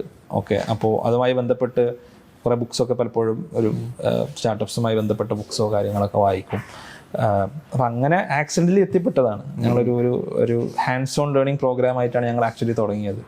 Then we thought we were like ഒരുപാട് മിസ്റ്റേക്സ് ഉണ്ടായിരുന്നു. നമ്മൾ ഒരുപാട് മിസ്റ്റേക്സ് റിയലൈസ് ചെയ്തു. Maybe we were little ahead of time. പിന്നെ കോവിഡ് വന്നപ്പോൾ അത് ഷെൽഫ് ചെയ്ത് വെച്ച് നമ്മൾ കംപ്ലീറ്റ്ലി ഫൗണ്ടേഷൻ എന്നുള്ള പ്രൊഡക്റ്റിലോട്ട് എന്ത് ചെയ്തു, ഫോക്കസ് ചെയ്തു. അങ്ങനെ ലൈക്ക് വളരെ ആക്സിഡൻ്റലി ഒരു ഓൺടർപ്രണർ ആയിട്ടുള്ള ഒരാളാണ് ഞാൻ. ഒരിക്കലും പ്ലാൻഡ് ആയിട്ട് IIT പഠിക്കുന്ന സമയത്ത് തന്നെ ഞാനൊരു എന്തെങ്കിലും തുടങ്ങണം അങ്ങനെയൊന്നും ഞാൻ ഒരിക്കലും മേ ബി ഞാൻ ചിന്തിച്ചിട്ടില്ല. പക്ഷേ അതിലോട്ടുള്ളൊരു ഇൻപുട്ടൊക്കെ ഈ പറഞ്ഞ പോലെ ആ ഒരു എൻവയോൺമെൻറ്റ് നമുക്ക് പ്രൊവൈഡ് ചെയ്യുന്നുണ്ടായിരുന്നു. സ്വാഭാവികം നമ്മൾ പല ഫ്രണ്ട്സും അങ്ങനെ ആലോചിക്കുന്നവരുണ്ടാവും, അവരായിട്ടുള്ള കോൺവെർസേഷൻസ് ഉണ്ടാവും, ഇത്തരത്തിലുള്ള അലുമിനസിൻ്റെ ഈവെൻ്റ് ഉണ്ടാവും. ഇതൊക്കെ നമുക്ക് ഇൻഡയറക്ട്ലി പലതും നമുക്ക് ഇട്ടുതരും, നമ്മൾ പോലും അറിയാതെ നമ്മൾ ഇൻഫ്ലുവൻസ് ചെയ്യുന്നുണ്ടാവും. പക്ഷേ IIT പഠിക്കുന്ന സമയത്ത് മേ ബി ചില ഐഡിയാസിനെ കുറിച്ച് നമ്മൾ ആക്ടിവിറ്റി ചിന്തിച്ചിട്ടുണ്ടാവും. പക്ഷേ അങ്ങനത്തെ ഒരു ഇംപ്ലിമെന്റേഷൻ ലെവലിലൊന്നും എത്തിയിട്ടില്ല. അത് കഴിഞ്ഞൊരു 3-4 വർഷത്തിന് ശേഷമാണ് ആക്ച്വലി നമ്മൾ സ്റ്റാർട്ട് ചെയ്യുന്നത്. ആക്ച്വലി ഒരുപാട് മെസ്സേജസ് വരാറുണ്ട്. ആക്ച്വലി ഇതെല്ലാം എഞ്ചിനീയറിംഗ് സ്റ്റുഡൻസ് തന്നെയാണ്. അവർക്ക് എല്ലാവർക്കും ഒരു 2nd ഇയർ 3rd ഇയർ പഠിക്കുന്ന കുട്ടികൾ, അവർക്ക് എല്ലാവർക്കും സ്റ്റാർട്ടപ്സ് തുടങ്ങണം. അപ്പോൾ ഈ സ്റ്റാർട്ടപ്സ് തുടങ്ങുന്ന കുട്ടികൾ ആദ്യം അന്വേഷിക്കുന്ന ഇൻവെസ്റ്റ്മെന്റ് ആണ്. ആദ്യം ഐഡിയ, അതിന്റെ വാലിഡേഷൻ, അതുകൊണ്ട് ആദ്യം അവർ അന്വേഷിക്കുന്ന ഇൻവെസ്റ്റ്മെന്റിനെ കുറിച്ച്. അപ്പൊ അവരുടെ വിചാരം കുറച്ച് കാശുണ്ടെങ്കിൽ ഇത് പോസിബിൾ ആണെന്നാണ്. അപ്പൊ ഞാൻ അവരോട് കാര്യങ്ങൾ പറഞ്ഞു കൊടുക്കാറുണ്ട്. അപ്പോൾ ഇപ്പം എക്സാൻഡോ സ്റ്റാർട്ട് ചെയ്ത സമയത്തും ഇപ്പോൾ ഫിനാൻസ് അല്ലെങ്കിൽ ഒരു ഇൻവെസ്റ്റ്മെന്റ് എന്നുള്ള ഒരു സ്കീമിൽ നോക്കിയിരുന്നു, അല്ല ഐഡിയ അതിനെ വാലിഡേറ്റ് ചെയ്ത് അതിന്റെ സ്റ്റെപ്പ് ബൈ സ്റ്റെപ്പ് പ്രോസസ്സാണോ ശ്രദ്ധിച്ചിരുന്നത്? എന്നോട് വളരെ ഇപ്പോൾ ID ഫ്രഷ് ഫുഡിൻ്റെ CEO ഉണ്ട്, PC മുസ്തഫ, വളരെ ഫേമസ് ആയിട്ടുള്ള, ഹാർവാർഡിലൊക്കെ പോയി സംസാരിച്ച ഇന്ത്യനാണ്. പുള്ളി എന്നോട് പറഞ്ഞൊരു കാര്യമുണ്ട്, കാശുണ്ടെങ്കിൽ ബിസിനസ് ചെയ്യാൻ ആർക്കും പറ്റില്ല. കാശ് എന്നിട്ട് നിങ്ങൾക്ക് കുറേ കാശ്, നിങ്ങൾക്ക് 1 കോടി 2 കോടിയൊന്നും അത് വെച്ച് ബിസിനസ് ചെയ്യാൻ ആർക്കും പറ്റില്ല. കാശില്ലാതെ ബിസിനസ് ചെയ്യുന്നതാണ് എന്ത് ആക്ച്വലി മിടുക്കുക എന്നുള്ളത്. ഇപ്പോൾ നമ്മൾ ഫസ്റ്റ് ഈ പറഞ്ഞ പോലെ ഇത് തുടങ്ങിയപ്പോൾ നമുക്കൊരുപാട് എന്താ പറയുക, നമ്മൾ വളരെ ലീനായിട്ടാണ് XNY ലേണിംഗ് തുടങ്ങിയത്. ഞങ്ങളൊരു ഞങ്ങൾക്ക് മുമ്പത്തെ നിന്ന് ഒരുപാട് പാഠങ്ങൾ നമ്മൾ പഠിച്ചിട്ടുണ്ടായിരുന്നു. ഫൈനാൻഷ്യലി ഒരുപാട് ലെസൺസ് പഠിച്ചിട്ടുണ്ട്. മുമ്പ് സ്റ്റാർട്ടപ്പ് ഉണ്ടായിരുന്നു. അതായത് മീൻസ് ഈ ഒരു ഹാൻഡ്സ് ഓൺ ലേണിംഗ് നമ്മൾ തുടങ്ങിയ സമയത്ത് അതിൽ നമ്മൾ ഒരുപാട് പാഠങ്ങൾ നമ്മൾ പഠിച്ചിട്ടുണ്ടായിരുന്നു. അപ്പോൾ കുറച്ചധികം ക്യാഷ് എന്ത് ചെയ്തു, ബേൺ ആയി. It's A hard way we studied എന്ന് പറയും. നമ്മൾ ഒത്തിരി മിസ്റ്റേക്സ്, റൈറ്റ്? അപ്പോൾ പിന്നീട് നമ്മൾ നോക്കുമ്പോൾ ഏറ്റവും ലീനായിട്ടാണ് മുന്നോട്ട് പോകുന്നതാണ് ഇതിന് ഏറ്റവും ബെസ്റ്റ് എന്നുള്ളത് എന്ത് ചെയ്തു, നമ്മൾ ഐഡൻറ്റിഫൈ ചെയ്തു. പിന്നെ നമ്മുടെ ഇൻവെസ്റ്റ്മെൻറ്റ് മറ്റു സ്വാഭാവികമായിട്ട് ഇൻവെസ്റ്റ്മെൻറ്റ് വേണ്ടെന്നല്ല, ഇൻവെസ്റ്റ്മെൻറ്റ് വളരെ അത്യാവശ്യമായിട്ടുള്ള ഒരു സമയത്ത് വേണം. അപ്പോഴേ നമ്മൾ പഠിക്കുള്ളൂ ഇത് എങ്ങനെ റൺ ചെയ്യണം എന്നുള്ളത്. അതായത് ഒരു ബേൺ വരാതെ നമുക്ക് അത്യാവശ്യമുള്ളത് മാത്രം എടുത്ത് എങ്ങനെ ചെയ്യണം എന്നുള്ളത് നമ്മൾ എന്ത് ചെയ്യുള്ളൂ, നമ്മൾ അപ്പോഴേ പഠിക്കുകയുള്ളൂ. അപ്പോൾ ഡെഫിനറ്റ്ലി ആദ്യം എനിക്ക് പറയാനുള്ളത്, പിന്നെ നമ്മൾ ബ്രിക്ക് അറ്റ് എ ടൈമാണ് എന്ത് ചെയ്തത്, ബിൽഡ് ചെയ്തത്. വലിയ ക്യാഷ് ബേണൊന്നും ഇല്ലാതെ എപ്പോഴും ഒരു പോസിറ്റീവ് ക്യാഷ് ഫ്ലോ പരമായി നിലനിർത്താൻ ശ്രമിച്ചുകൊണ്ട് അത്യാവശ്യമുള്ള കാര്യങ്ങളിൽ മാത്രം ഇൻവെസ്റ്റ് ചെയ്തിട്ടാണ് എന്ത് ചെയ്തിട്ടുള്ളത്. ഇപ്പോൾ ഫസ്റ്റ് ഇപ്പോൾ പറഞ്ഞ പോലെ ഇപ്പോൾ കഴിഞ്ഞ ദിവസം ഞാൻ വേറൊരു കുറച്ച് ഫ്രണ്ട്സുമായി സംസാരിച്ചപ്പോൾ അവർ സ്റ്റാർട്ടപ്പ് തുടങ്ങുന്നു. അപ്പോൾ ആദ്യം തന്നെ അവർ ചെയ്യുന്നത് എന്താ, ഒരു ഓഫീസ് എടുക്കുന്നു. ആ ഓഫീസിന് വേണ്ടിയിട്ട് ഇൻറ്റീരിയർ ചെയ്യാൻ വേണ്ടി അവർ ഒരുപാട് പണം സ്പെൻഡ് ചെയ്യുന്നു, വിച്ച് ഈസ് ആക്ച്വലി റോങ്. അവർക്ക് എന്ത് ചെയ്യാം, അവർക്ക് ഇപ്പോൾ നിങ്ങൾക്ക് സ്റ്റാർട്ടപ്പ് തുടങ്ങുന്നത് സ്റ്റാർട്ടപ്പ് മിഷൻ തന്നെ നിങ്ങൾക്ക് സ്പേസ് പ്രൊവൈഡ് ചെയ്യുന്നുണ്ട്, അല്ലെങ്കിൽ നിങ്ങൾക്ക് കോവർക്കിംഗ് സ്പേസുകൾ അവൈലബിൾ ആണ്. ഇവിടെ നിന്നാണ് നിങ്ങൾ എന്ത് ചെയ്യേണ്ടത്, ഞാൻ ഒരു എക്സാമ്പിൾ പറയണം, നമ്മൾ ആലോചിച്ച് തുടങ്ങേണ്ടത്, റൈറ്റ്? അപ്പോൾ ഈ രീതിയിൽ എന്ത് ചെയ്യണം, നമ്മൾ ഒരു ഗ്രൗണ്ട്സ് അപ്പ് ബിൽഡ് ചെയ്യണം, ഒരു ഐഡിയ നമ്മൾ വാലിഡേറ്റ് ചെയ്യാൻ ശ്രമിക്കണം. പറ്റില്ല എന്നുണ്ടെങ്കിൽ all startups doesn't work out, അപ്പോൾ തന്നെ നമുക്ക് അവസാനിപ്പിക്കാം. നമുക്ക് ഫർദർ ബേൺ ഉണ്ടാവുന്നതിന് മുമ്പ് എന്ത് ചെയ്യാം, നമുക്ക് അവസാനിപ്പിക്കാം. ഈ രീതിയിലാണ് ഒരു സ്റ്റാർട്ടപ്പ് ബിൽഡ് ചെയ്യുന്നതാണ് പ്രാക്ടിക്കലി ഞാൻ ലേൺ ചെയ്തിട്ടുള്ള. പിന്നെ ഇതിനൊക്കെ നല്ലത് കുറേ പുസ്തകങ്ങൾ വായിക്കുക എന്നുള്ളതാണ്. കാരണം ഒരുപാട് മിസ്റ്റേക്സ് നമുക്ക് അതിന് കിട്ടും. നമ്മൾ ബാക്കിയുള്ളവരുടെ മിസ്റ്റേക്സ് നമ്മൾ ആവർത്തിക്കേണ്ട ആവശ്യമില്ലല്ലോ, അല്ലേ? അപ്പോൾ അതിനാണ് പുസ്തകങ്ങളും കുറേ പ്രാക്ടിക്കൽ നോളജും മെന്റർഷിപ്പ് ഒക്കെ ഉള്ളത്. സ്വാഭാവികമായിട്ടും അത്തരത്തിലുള്ള ഒരുപാട് കാര്യങ്ങൾ നമുക്ക് അവിടുന്ന് കിട്ടും. ഞങ്ങളും മിസ്റ്റേക്സ് വരുത്തിയിട്ടുണ്ട്, and you went through that phase. Okay, പിന്നെ ആ മിസ്റ്റേക്സ് നമ്മൾ ലേൺ ചെയ്തിട്ടുണ്ട്. Okay, but don't learn the hard way. നമ്മൾ വരുത്തിയ മിസ്റ്റേക്സ് നമ്മൾ നിങ്ങൾക്ക് പറഞ്ഞാൽ നിങ്ങൾ എന്ത് ചെയ്യണ്ട, നിങ്ങൾ ആ മിസ്റ്റേക്സ് വരുത്തേണ്ട എന്നുള്ളതാണ് ഇതിൽ ഏറ്റവും പ്രധാനപ്പെട്ട കാര്യം. ഓക്കെ, അപ്പോൾ ഇത്രയും കാര്യങ്ങൾ ചെയ്തിട്ടുണ്ട്. അപ്പം ആദ്യം തൊട്ടേ ഇപ്പോൾ ഫസ്റ്റ് ഇയർ കോളേജിൽ പഠിച്ചത് ഇലക്ട്രിക്കൽ, പക്ഷെ ആ സമയത്ത് കോഡിംഗ് പഠിക്കുന്നുണ്ടായിരുന്നു. പിന്നെ ഇന്റലിൽ വർക്ക് ചെയ്യുന്നുണ്ട്, ഇപ്പം എക്സൻഡോയുടെ CEO ആണ്. How do you manage time? ഇതെന്നോട് ഒരുപാട് ആൾക്കാർ ചോദിക്കുന്നൊരു ചോദ്യമാണ്. ഇറ്റ്സ് ഒരു ജഗ്ലിംഗ് ആണ് ഇൻ എ വേ. പിന്നെ നമ്മൾ നമ്മുടെ ചുറ്റും സ്മാർട്ടായിട്ടുള്ള ആളുകളെ വെക്കുക എന്നുള്ളതാണ് എനിക്ക് ഏറ്റവും തോന്നിയിട്ടുള്ളൊരു കാര്യം. നിങ്ങൾ എക്സാം വഴിയൊരു ആളുകളെ നിങ്ങൾ നോക്കുകയാണെന്നുണ്ടെങ്കിൽ ദർ വെരി കേപ്പബിൾ, വളരെ ബ്രില്യൻ്റ് ആയിട്ടുള്ള ആളുകൾ നമ്മൾ അവിടെ നിന്ന് ഇവിടെ നിന്നൊക്കെ കൊണ്ടുപോയി എന്ത് ചെയ്യുന്നു, നമ്മൾ പ്ലേസ് ചെയ്ത് വെക്കുന്നു എന്നുള്ളതൊരു വിജയകരമായിട്ടുള്ള സ്ട്രാറ്റജി ആയിട്ട് എനിക്ക് തോന്നിയിട്ടുണ്ട്. നമ്മൾ മാത്രം എന്നുള്ളൊരു സ്ഥലം നിൽക്കുമ്പോഴാണ് എന്ത് ചെയ്യുക, പലപ്പോഴും പ്രശ്നമായിട്ട് വരിക. Okay, but there will come a time എനിക്ക് ഇതിലേതെങ്കിലും ഒന്ന് സ്കിപ്പ് ചെയ്യേണ്ട അല്ലെങ്കിൽ നിർത്തേണ്ട ഒരു അവസ്ഥ എന്തായാലും വരും എന്നുള്ളത് എന്നെ സംബന്ധിച്ചിടത്തോളം ഒരു 100% കൺഫേംഡ് ആയിട്ടുള്ള ഒരു കാര്യമാണ്. But when is that time എന്നുള്ളത് മാത്രമേ അതുള്ള ചോദ്യമുള്ളൂ. So I don't suggest this to anyone. ഇത് ഞാൻ ഒരിക്കലും എന്ത് ചെയ്യില്ല, അതൊരു റോൾ മോഡൽ ചെയ്യണമെന്ന് ഞാൻ ആരോട് പറയുക പോലും ഇല്ല. That's not the right thing to do. അതുകൊണ്ട് തന്നെ അതിനൊരു ഗ്ലോറിഫൈ ചെയ്യണം എന്ന് എനിക്ക് തോന്നുന്നില്ല. അത് അങ്ങനത്തെ ഒരു എസ്പെഷ്യലി നിങ്ങൾ I have a luxury of lot of people around me. Okay, നിങ്ങളൊരു സ്റ്റാർട്ടപ്പ് മേ ബി നിങ്ങൾ ബിൽഡ് ചെയ്യുകയാണെന്നുണ്ടെങ്കിൽ of course you have to be എന്താ പറയുക 24/7 therefore like maybe at least 365 days അതിന് ശേഷം എന്ത് ചെയ്യാൻ പറ്റുള്ളൂ, ബിൽഡ് ചെയ്യാൻ പറ്റുള്ളൂ. അവിടെ നിങ്ങളെ ഫോക്കസ് നഷ്ടപ്പെടുത്തുന്ന ഒന്നും ഉണ്ടാവരുത് എന്നാണ് എനിക്ക് ആക്ച്വലി എന്ത് ചെയ്യാനുള്ളത്, എനിക്ക് പറയാനുള്ളത്. എന്നെ നിങ്ങൾ ഇതിലൊരു റോൾ മോഡലാക്കി എടുക്കുകയോ വേണ്ട എന്നുള്ളതാണ് എൻ്റെ അഭിപ്രായം. ശരിയാ. അപ്പോൾ കാരണം സ്റ്റാർട്ടപ്പ് എന്ന് പറയുന്നത് വളരെ വളരെ ഹാർഡായിട്ടുള്ള ഒരു ജേണിയാണ്. ലൈക്ക് അതൊരു ഡ്രഗ് ആണ്. ഫുൾ ടൈം അതിനെ കുറിച്ച് ചിന്തിച്ച് പലപ്പോഴും നമ്മുടെ പേഴ്സണൽ, ഞാനൊക്കെ ഡ്രൈവ് ചെയ്യുന്ന സമയത്ത് പോലും ഞാൻ ചില സിഗ്നൽ മറന്നു പോകും. എന്നെ ഫ്രണ്ട്സ് ഒക്കെ ഇപ്പൊ ഒരു സാധാരണ എല്ലാവരും ഈ സ്റ്റാർട്ടപ്പ് തുടങ്ങാൻ പോകുന്നതിന്റെ പ്രധാന ലക്ഷ്യം എന്താണെന്ന് വെച്ചാൽ you can be master of your own time. നിങ്ങൾക്ക് നിങ്ങളെ തന്നെ കാര്യങ്ങൾ എന്ത് ചെയ്യാൻ പറ്റും, കൺട്രോൾ ചെയ്യാൻ പറ്റും എന്നൊക്കെ പറഞ്ഞിട്ട്, വിച്ച് ഈസ് ആക്ച്വലി റോങ്. ഒരിക്കലും നടക്കൂല. നിങ്ങളൊരു ജോബിലുള്ളതിനേക്കാളും കൂടുതൽ എന്തായിരിക്കണം, നിങ്ങൾ രാപ്പകൽ ഈ ഒരു നിങ്ങളുടെ ഒരു ഐഡിയയെക്കുറിച്ചും അതിനെ നഴ്സർ ചെയ്യുന്നതിനെക്കുറിച്ചും അതിൻ്റെ ബിസിനസ്സിനെ കുറിച്ചും സെയിൽസിനെ കുറിച്ചും ഓപ്പറേഷൻസിനെ കുറിച്ചും അവിടെ ആളുകൾ വരുമ്പോൾ സ്വാഭാവികമായിട്ടും അതിൻ്റെ പീപ്പിൾ മാനേജ്മെൻറ്റിനെ കുറിച്ചൊക്കെ നിങ്ങൾ ചിന്തിച്ചുകൊണ്ടേയിരിക്കണം. സോ ഒരിക്കലും നിങ്ങളുടെ സമയത്തിനുടമാകാൻ വേണ്ടിയിട്ട് നിങ്ങൾ സ്റ്റാർട്ടപ്പ് തുടങ്ങാൻ പോകണ്ട. If you R passionate about that idea, if you are about value creation, എന്ത് ചെയ്യുക, നിങ്ങൾ ഇതിലോട്ട് may be at A point of time അത് ഒക്കെ സക്സസ്ഫുൾ ആയാൽ നിങ്ങൾക്ക് പറ്റിയേക്കാം. That's there. എനിക്കൊരിക്കലും എൻ്റെ സമയം എന്ത് ചെയ്യുക, പല പല കാര്യങ്ങളിലും മേ ബി എനിക്ക് I can adjust but I cannot control it. കാരണം എനിക്ക് നിർബന്ധമായിട്ട് ഇൻവോൾവ് ആവേണ്ട, ഞാൻ ആലോചിക്കേണ്ട ഒരുപാട് കാര്യങ്ങളുണ്ടാവും. I think it's the same with you also. ഞാൻ അജ്മലിന്റെ ചാനലിൽ ഒരു കമന്റ് കണ്ടിരുന്നു. അതായത് ആക്ച്വലി സെയിൽസിനെ കുറിച്ച് ഒരു കുട്ടി ചോദിച്ചു, ഒരു സെയിൽസിനെ കുറിച്ച് ഡിസ്കഷൻ വന്നിരുന്നു. അപ്പോൾ ആ കമന്റിൽ റിപ്ലൈ കണ്ടിരുന്നു, I am the salesman of X and Y എന്ന് പറഞ്ഞിട്ട്. അപ്പോൾ സെയിൽസ് ആൻഡ് മാർക്കറ്റിംഗ് വീണ്ടും ഒരു ഗ്ലോറിഫൈഡ് വേർഡാണ്. സെയിൽസ് എന്ന് പറയുമ്പോൾ പലർക്കും ഒരു പുച്ഛം എന്നല്ല, ഒരു വാല്യൂ കുറച്ച് കാണുന്നുണ്ട്. അപ്പം സെയിൽസ് എന്ന് പറയുന്നതിന് എന്താണ് അജ്മൽ കൊടുക്കുന്ന explanation? What is the importance now? Okay, ഇത് വളരെ കഴിഞ്ഞ ദിവസമാണ് കമന്റ് ഞാൻ കണ്ടത്. നമുക്ക് ഒരു സെയിൽസ് നടത്താൻ ഒരു NIT-കാരൻ്റെ IIT-കാരൻ്റെ ഒക്കെ ആവശ്യമുണ്ടോ? അങ്ങനെയാണെങ്കിൽ നമ്മുടെ നാട്ടിലെ ഏറ്റവും ഒരു ലോ ഗ്രേഡിൽ കാണുന്ന ഒരു സംഭവമാണ് സെയിൽസ് എന്നുള്ളത്. നമ്മുടെ സെയിൽസ് എന്ന് പറയുമ്പോൾ നമ്മളൊരു സെയിൽസ്മാൻ, ഒരു ടെക്സ്റ്റൈൽസിൽ ഒരു സംഭവം വിൽക്കുന്ന ആൾ, അല്ലെങ്കിൽ ഒരു ഡിഗ്രിയോ അല്ലെങ്കിൽ ഒരു ക്വാളിഫിക്കേഷനിലോ അല്ലെങ്കിൽ ഒന്നിനും പറ്റാത്ത ആൾക്കാരാണ് സെയിൽസിലോട്ട് പോകുന്നത് എന്നുള്ളൊരു നോഷനാണുള്ളത്. പക്ഷേ ആക്ച്വലി ഏറ്റവും സ്മാർട്ടായിട്ടുള്ള ആളുകൾ വരേണ്ട ഫീൽഡ്, അല്ലെങ്കിൽ ഏറ്റവും സ്മാർട്ടായിട്ടുള്ള ആൾക്കാർക്ക് ത്രൈവ് ചെയ്യാവുന്ന ഒരു ഫീൽഡാണ് എന്ത്, സെയിൽസ് എന്നുള്ളത്. ഞാൻ നേരത്തെ പറഞ്ഞൊരു സംഭവം ഉണ്ടല്ലോ, അതായത് സോഫ്റ്റ് സ്കിൽസ് എന്നുള്ളത്, അതിൻ്റെ ഏറ്റവും പ്രാക്ടിക്കൽ അപ്ലിക്കേഷൻസ് വരുന്നൊരു സ്ഥലമാണ് സെയിൽസ് എന്നുള്ളത്. അപ്പോൾ എന്തുകൊണ്ട് എക്സ് ആൻഡ് വൈയുടെ ഫൗണ്ടേഷൻ പ്രോഗ്രാംസ് ആളുകൾ ചൂസ് ചെയ്യുന്നു? അത് മേ ബി ഞാനിതിനെക്കുറിച്ചൊക്കെ സംസാരിക്കുന്നുണ്ട്, എൻ്റെ മേലെ ഒരു ട്രസ്റ്റ് ഉള്ളത് കൊണ്ടൊക്കെ ആയിരിക്കും ഇതിലൊരു കാര്യമായിട്ട് എന്ത് ചെയ്യുന്നത് വരുന്നത്. അല്ലെങ്കിൽ നമ്മുടെ എക്സ് ആൻഡ് വൈയിലെ ഫാക്കൽറ്റീസിനെ കുറിച്ച്, അവരുടെ ഡിഗ്രീസ്, അവരുടെ വാല്യൂ, ഈ ഒരു ട്രസ്റ്റ് ഉള്ളത് കൊണ്ടായിരിക്കും എന്ത് ചെയ്യുന്നത് വരുന്നത്. ഇതാണ് actually X and Y frankly speaking വലിയൊരു നല്ലൊരു സെയിൽസ് പ്രപ്പോസിഷനാക്കി എന്ത് ചെയ്യുന്നത് ആളുകളുടെ മുമ്പിൽ മാറ്റുന്നത്. So sales is not that easy thing to do, it's the hardest thing to do. ഒരു കമ്പനിയെ സംബന്ധിച്ചിടത്തോളം നമുക്ക് അതിൻ്റെ ഓപ്പറേഷൻസ് റൺ ചെയ്യാൻ വേണ്ടിയിട്ട് നമുക്ക് വലിയ സിസ്റ്റംസ് ഉണ്ടാക്കാം. നമുക്ക് വലിയ സിസ്റ്റംസ് ഡിസൈൻ ചെയ്യാം, അതിൻ്റെ ക്രിയേറ്റീവ് സൈഡിൽ നമുക്ക് പല കാര്യങ്ങൾ ചെയ്യാം, നല്ല ഓഫീസ് ഇൻറ്റീരിയർ ഉണ്ടാക്കാം. മാർക്കറ്റ് ചെയ്യാൻ വേണ്ടിയിട്ട്, ഈവൻ മാർക്കറ്റിംഗ് നമുക്ക് എന്ത് ചെയ്യാം, നമുക്ക് ഒരുപാട് ക്യാഷ് നമുക്ക് സ്പെൻഡ് ചെയ്യാനുള്ള ഒരുപാട് ഓപ്പർച്യൂണിറ്റീസ് നമുക്കുണ്ട്. digitally പുഷ് ചെയ്യാം, മീഡിയയിൽ നമുക്ക് പുഷ് ചെയ്യാം, ആഡ്സ് ചെയ്യാം, ഒക്കെ ചെയ്യാം. പക്ഷെ ultimately it comes to the point, ആളുകൾ ആക്ച്വലി ഈ സംഭവം വാങ്ങുന്നുണ്ടോ, വാങ്ങുന്നില്ലേ?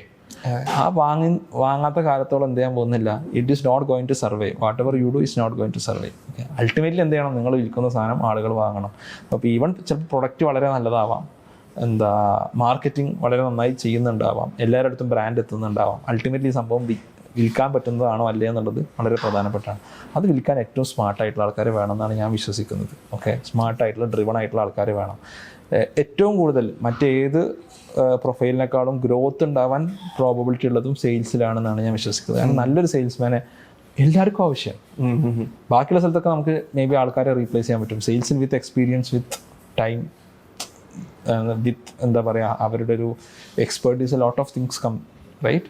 അപ്പോൾ this is it. Sales is the most important thing. ഇതില്ലാന്നുണ്ടെങ്കിൽ ഒരു ഓർഗനൈസേഷൻ വർക്ക് ചെയ്യാൻ പറ്റില്ല. ഓക്കെ, അപ്പോൾ വൺ ലാസ്റ്റ് ക്വസ്റ്റ്യൻ. നമ്മുടെ ഫസ്റ്റ് ഇയർ സ്റ്റുഡൻസിലെ ഇപ്പോൾ 2024 കയറി, ഇപ്പോൾ ഏകദേശം എഞ്ചിനീയറിംഗ് കയറിയ കുട്ടികൾക്ക് വേണ്ട ഒരു കാര്യങ്ങൾ ഇപ്പോൾ നമ്മൾ സംസാരിച്ച് ഡിസ്കഷനിൽ കിട്ടിയിട്ടുണ്ടാവും. അപ്പോൾ ഒരു ഫസ്റ്റ് ഇയർ കയറുന്ന കുട്ടി പല രീതിയിൽ കൺഫ്യൂസ്ഡ് ആയിരിക്കും. Which is the best college, which is the best department, ഞാൻ ഏതാണ് ചൂസ് ചെയ്യേണ്ടത്, അല്ലെങ്കിൽ എൻ്റെ ഫ്യൂച്ചർ എന്താണ്, ഞാൻ എങ്ങനെ പഠിക്കണം. അപ്പോൾ സിംപ്ലി ഷോർട്ടായിട്ട് അവരോട് എന്താ പറയാനുള്ളത്? ഓക്കെ, ഒന്നാമത്തെ കാര്യം, ആളുകളെ സംബന്ധിച്ച് എനിക്ക് കിട്ടിയ ഏറ്റവും കൂടുതൽ ക്വസ്റ്റ്യൻസ് വെച്ചിട്ട് ഞാൻ പറയാം. ഏറ്റവും കൂടുതൽ വരുന്നൊരു ചോദ്യം എന്താണെന്ന് വെച്ചാൽ, college or course which is important. രണ്ട് കോഴ്സ് എടുക്കുമ്പോൾ ഏത് കോഴ്സ് എടുക്കണം, ഏതാണ് ഏറ്റവും സ്കോപ്പുള്ള, സോക്കാൾഡ് സ്കോപ്പുള്ള കോഴ്സ് എന്നുള്ളത്. എനിക്ക് പറയാനുള്ളത്, ആദ്യം നിങ്ങളുടെ ഒരു പാത്തിനെ കുറിച്ച് നിങ്ങൾക്ക് ഒരു ഏകദേശ ധാരണ വേണം. ഓക്കെ, നമുക്ക് ഇത്രയും കാലം ഉണ്ടായ പ്രശ്നം പ്ലാനിങ് ഇല്ല എന്നുള്ളായിരുന്നു. ആ പ്ലാൻ നമ്മൾ ഉണ്ടാക്കിയെടുത്താൽ അവർ half of the problems are solve.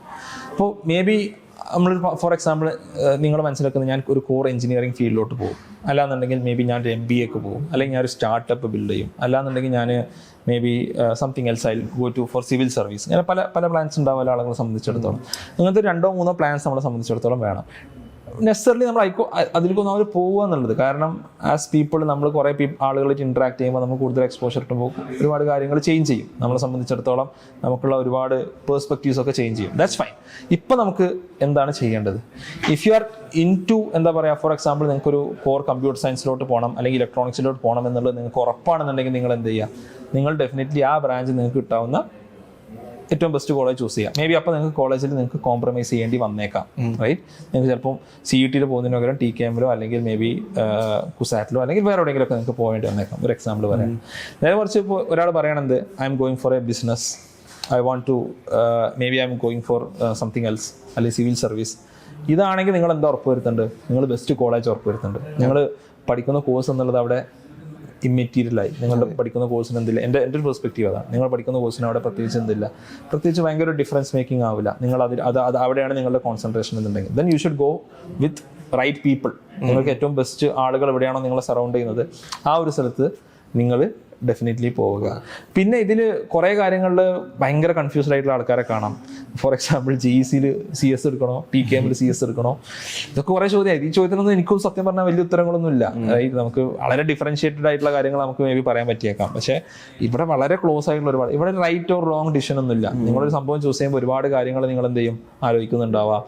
ചിലപ്പോൾ നിങ്ങളുടെ വീടിൻ്റെ പ്രോക്സിമിറ്റി വരെ അതിനൊരു കാരണമായേക്കാം. നിങ്ങൾ കംഫർട്ടബിൾ ആയിട്ട് നിങ്ങൾ ഒരു ശനി ഞായറും വീട്ടിൽ പോകേണ്ട ഒരാളാണ് നിങ്ങളെന്നുണ്ടെങ്കിൽ നിങ്ങൾ ഡെഫിനറ്റ്ലി അത് ചൂസ് ചെയ്യണം എന്ന് ഞാൻ പറയാം. നിങ്ങളുടെ ഒരു കംഫർട്ട്നെസ് അതാണ്, നിങ്ങൾക്ക് അങ്ങനെയാണ് നിങ്ങൾക്ക് ബെറ്റർ ആയിട്ട് പെർഫോം ചെയ്യാൻ പറ്റുകയെന്നുണ്ടെങ്കിൽ, റൈറ്റ്?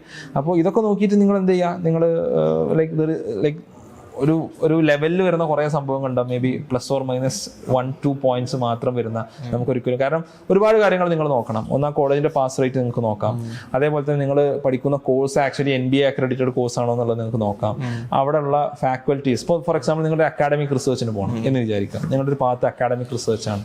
നിങ്ങൾ പുറത്തൊരു യൂണിവേഴ്സിറ്റി പോകണം. പുറത്തൊരു യൂണിവേഴ്സിറ്റിയിൽ ഒന്ന് നമ്മൾ നല്ലൊരു കോളേജിൽ നിന്ന് പോയാൽ വിൽ ഹാവ് എ ചാൻസ്. രണ്ടാമത് നമ്മളെ പഠിപ്പിക്കുന്ന ഒരു ഫാക്കൽറ്റി പുറത്ത് പഠിച്ച ഒരാളാണെങ്കിൽ ദേ ക്യാൻ ഗൈഡ് അസ്. അപ്പോൾ നിങ്ങൾ ആ ഒരു കോളേജിന്റെ വെബ്സൈറ്റിൽ പോയിട്ട് നിങ്ങൾക്ക് നോക്കാം എന്ത് അവിടെ പുറത്തുനിന്ന് പഠിച്ച ആൾക്കാരുണ്ടോ. കാരണം ഇത് ഒരു പുറത്ത് പഠിക്കണം എന്നുള്ള ഒരു ഒബ്ജക്റ്റീവ് ഗേറ്റോ അല്ലെങ്കിൽ JEO പോലത്തെ ഒരു ഒബ്ജക്റ്റീവ് എക്സാം അല്ല, ഒരു സബ്ജക്റ്റീവ് ക്രൈറ്റീരിയ ആണ്. അപ്പോൾ അതിന് നമ്മളെ ഹെൽപ്പ് ചെയ്യാവുന്ന ആളുകൾ ആ കോളേജിലുണ്ടോ നമുക്ക് നോക്കാം. ഇതൊക്കെ നമുക്ക് നോക്കാവുന്ന ഫാക്ടേഴ്സ് ആണ്. അപ്പോൾ അതാണ് ഞാൻ പറഞ്ഞത്, നമ്മുടെ മുമ്പിലൊരു ഐഡിയ വേണം. Where are we heading? നമ്മളൊരു ഗേറ്റിലോട്ടാണ് പോണത്. നല്ല അക്കാഡമിക്സ് ഉള്ള കോളേജ് തിരഞ്ഞെടുക്കുക, റൈറ്റ്? അത് നല്ല ഒരു പുറത്തുള്ള ഒരു കരിയറിലോട്ടാണ് നമ്മൾ പോകുന്നത്. അവിടെ പുറത്തുനിന്ന് പഠിച്ചു വന്ന പ്രൊഫസേഴ്സ് ഉള്ള കോളേജ് നമ്മൾ ചൂസ് ചെയ്യുക, റൈറ്റ്? നമ്മളൊരു സിവിൽ സർവീസ് അല്ലെങ്കിൽ ഒരു ബിസിനസ്, ഒരു സ്റ്റാർട്ടപ്പ് ഐഡിയയിലാണോ പോണത്, നമ്മൾ സ്വാഭാവികമായിട്ടും കൂടുതൽ സ്റ്റാർട്ടപ്സ് പ്രൊഡ്യൂസ് ചെയ്യുന്ന അല്ലെങ്കിൽ അത്തരം എക്സ്പോഷർ നമുക്ക് കിട്ടുന്ന കോളേജ് ഇറസ്പെക്റ്റീവ് ഓഫ് ബ്രാഞ്ച് തിരഞ്ഞെടുക്കാം. സോ ഒരു പ്ലാൻ ഉണ്ടാവുക എന്നുള്ളതാണ് പ്രധാനം. നമ്മുടെ ഫ്യൂച്ചറിനെ കുറിച്ച് നമ്മളൊന്ന് ആലോചിച്ച് നോക്കുക. മേ ബി പേപ്പറിൽ എഴുതി വെക്കുക. ഇന്ന് 2-3 പാത്താണ് എനിക്ക് എൻ്റെ മേ ബി നിങ്ങൾക്ക് ഇത്രയും കാലം നിങ്ങൾ എന്ത് ചെയ്തു എന്ന് എഴുതി വെക്കാം. LKG മുതൽ നിങ്ങൾക്ക് കിട്ടിയ പ്രൈസുകളൊക്കെ നിങ്ങൾക്കൊന്ന് വെറുതെ ഒന്ന് എഴുതി വെക്കാം. എനിക്ക് ഇന്നൊക്കെ കിട്ടിയിട്ടുണ്ട്, എനിക്ക് ഇന്ന ഏരിയയിൽ സ്കില്ലുണ്ട്. അപ്പോൾ നിങ്ങൾ പോലും അറിയാത്ത ചില സ്കിൽസൊക്കെ എന്ത് ചെയ്യും നിങ്ങൾക്ക് മനസ്സിലാവും. Then you can think about future. Okay, ഇതൊന്ന് മാപ്പ് ചെയ്ത് നോക്കുക. നെസസറിലി ആ പാത്ത് തന്നെ പോയിക്കൊള്ളുന്നില്ല, but you will have more threads to control. നിങ്ങൾക്ക് തന്നെ കുറച്ചും കൂടി ധാരണ കിട്ടും. നിങ്ങൾ ആരാണ്, നിങ്ങൾ എന്താണ് ചെയ്യേണ്ടത് എന്നുള്ളതും നിങ്ങൾ പോകുന്ന ഏരിയകളിൽ കുറച്ചും കൂടി എങ്ങനെ ഇമ്പ്രൂവ് ചെയ്യാന്നുള്ളതും നിങ്ങൾക്ക് ധാരണ കിട്ടും. ഓക്കെ, അപ്പോൾ കുറേ സമയം നമ്മൾ ഇതും ആക്ച്വലി പ്ലാൻഡ് അല്ല, ഏതോ സംസാരിച്ചിരുന്നു പോയി കുറേ കാര്യങ്ങൾ. എനിക്ക് തോന്നുന്നു എഞ്ചിനീയർ സ്റ്റുഡൻസിനും ഏകദേശം ബാക്കി എല്ലാവർക്കും എസ്പെഷ്യലി എഞ്ചിനീയർ സ്റ്റുഡൻസിനും ഒരു ഐഡിയ കിട്ടിയിട്ടുണ്ടാവും അല്ലേ? നല്ലൊരു ഇൻസൈറ്റ്. എന്തായാലും കുറേ കാര്യം, അതായത് ആരും പറയാത്ത കാര്യങ്ങൾ, ആരും അനലൈസ് ചെയ്യാത്ത കാര്യങ്ങൾ, നിങ്ങൾ അറിയേണ്ട കാര്യങ്ങളൊക്കെ നിങ്ങൾ ഒരുപാട് കാര്യങ്ങൾ നിങ്ങൾ പറഞ്ഞിട്ടുണ്ടാവും. ഓക്കെ, അപ്പോൾ എക്സ് ആൻഡ് വൈ ലേണിംഗ് നന്നായിട്ട് പോട്ടെ. Thank you. നിങ്ങൾക്കറിയാം ഫ്രാങ്ക്ലിൻസ് ലെക്ചേഴ്സിനെ കുറിച്ച് കണ്ടിട്ടുണ്ടായിരുന്നോ? ഞാൻ ജസ്റ്റ് യൂട്യൂബിൽ ഞാൻ വീഡിയോസ് 1-2 കണ്ടിട്ടുണ്ട്. പിന്നെ KTU എഞ്ചിനീയറിംഗ് ക്ലാസ്സസ് ഒന്നും കൂടി പോയി നോക്കാനുള്ള ധൈര്യം എനിക്ക് ഇല്ലാത്തതുകൊണ്ട് ഞാൻ എന്ത് ചെയ്യാറില്ല, ക്ലാസ്സസ് ഒന്നും ഞാൻ കാണാറില്ല.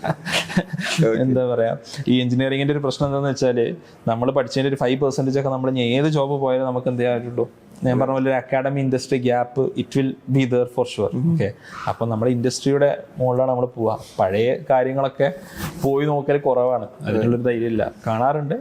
All the best. Thank you. അത് ആക്ച്വലി ഞാൻ പഠിച്ച college Trinity college of engineering Trivandrum ആണ്. അപ്പോൾ ഞങ്ങൾ ആക്ച്വലി കോളേജിൽ പ്രൊഫസർ ഫസ്റ്റ് ആയിട്ട് പറഞ്ഞ കാര്യമുണ്ട്. അപ്പോൾ എന്തുകൊണ്ട് എഞ്ചിനീയറിംഗ് കോളേജ് എങ്ങനെ റൺ ചെയ്യണം? I want to run an engineering college like a medical college. Okay. അതായത് പ്രൊഫസർ അന്ന് പറഞ്ഞൊരു കാര്യമുണ്ട്, I want to run a engineering college like a medical college. ഇപ്പോൾ മെഡിക്കൽ കോളേജിൽ ഡോക്ടേഴ്സ് ക്ലാസ് എടുക്കാൻ പോകും, അതേപോലെ ക്ലിനിക്കിനും പോകും. അപ്പോൾ എഞ്ചിനീയറിംഗ് കോളേജിലും പ്രൊഫസേഴ്സ് ഇൻഡസ്ട്രിയൽ എക്സ്പേർട്സ് ആയിരിക്കണം. ഇപ്പം ക്ലാസ് കഴിഞ്ഞ് കഴിഞ്ഞാൽ സാറ് പോകേണ്ട നേരെ വർക്ക്ഷോപ്പിലായിരിക്കണം, അല്ലെങ്കിൽ മെഷീൻസ് അതിനെ റീക്രിയേറ്റ് ചെയ്യുക, അതിനെ ഡിസൈൻ ചെയ്യുക, അതിനെ മെയിൻ്റെനൻസ് ചെയ്യുക, ആ ഒരു ഇതിലായിരിക്കും. അപ്പം ഞാൻ ഫസ്റ്റ് തൊട്ട് എനിക്കതൊരു വിചിത്രമായിട്ടൊരു ഐഡിയ ആയിട്ട് ഫീൽ ചെയ്തിട്ടുണ്ട്. അപ്പോൾ ഞാൻ ആക്ച്വലി അന്ന് തൊട്ട് ഞാനും എൻ്റെ ഈ ബിടെക് എന്ന് പറയുന്ന ഒരു കോഴ്സ് പ്രൊവൈഡ് ചെയ്യുന്ന പറഞ്ഞിട്ടുണ്ട്, റോക്കറ്റ് സയൻസിൽ ക്രിയേറ്റ് ചെയ്യുക എന്നുള്ളത് എൻ്റെ ഭയങ്കര ഡ്രീമായിരുന്നു ഫസ്റ്റ് തൊട്ട്. അപ്പം എനിക്കും അതൊരു എന്താ പറയുക, ഫ്രാങ്ക്ലിസ് ലെക്ചേഴ്സിലും അതൊരു ഇംപ്ലിമെന്റ് ചെയ്യാൻ ഭയങ്കര ആഗ്രഹമുണ്ട്. കാരണം ഇവിടെ പഠിച്ചിറങ്ങുന്ന ഒരു കുട്ടിയും വേസ്റ്റ് ആകരുത്, അല്ലെങ്കിൽ ഒരു വേസ്റ്റ് ബിടെക് പ്രോഡക്റ്റ് ആകരുത് എന്നുള്ളതിന് വളരെ നിർബന്ധമാണ്. അതുകൊണ്ട് നമ്മുടെ അക്കാഡമിക്സ് ആയാലും നമ്മുടെ ഫാക്കൽറ്റീസ് ആയാലും നമ്മൾ അത്രത്തോളം ഹാൻഡ് പിക്ക് ചെയ്ത് എടുക്കുന്നത്. അതുകൊണ്ട് നേരത്തെ പറഞ്ഞില്ലേ സറൗണ്ട് വിത്ത് സ്മാർട്ട് പീപ്പിൾ എന്ന് പറഞ്ഞ പോലെ, ഞാൻ അതേപോലെ തന്നെ frankly lectures surround with smart professors. Okay, അത് കുട്ടികൾക്ക് അത് ഫീൽ ചെയ്യുന്നുണ്ട്. അപ്പോൾ actually so glad to meet you and have a discussion with you. Thank you so much. Yeah, thank you so much. Okay. Take care.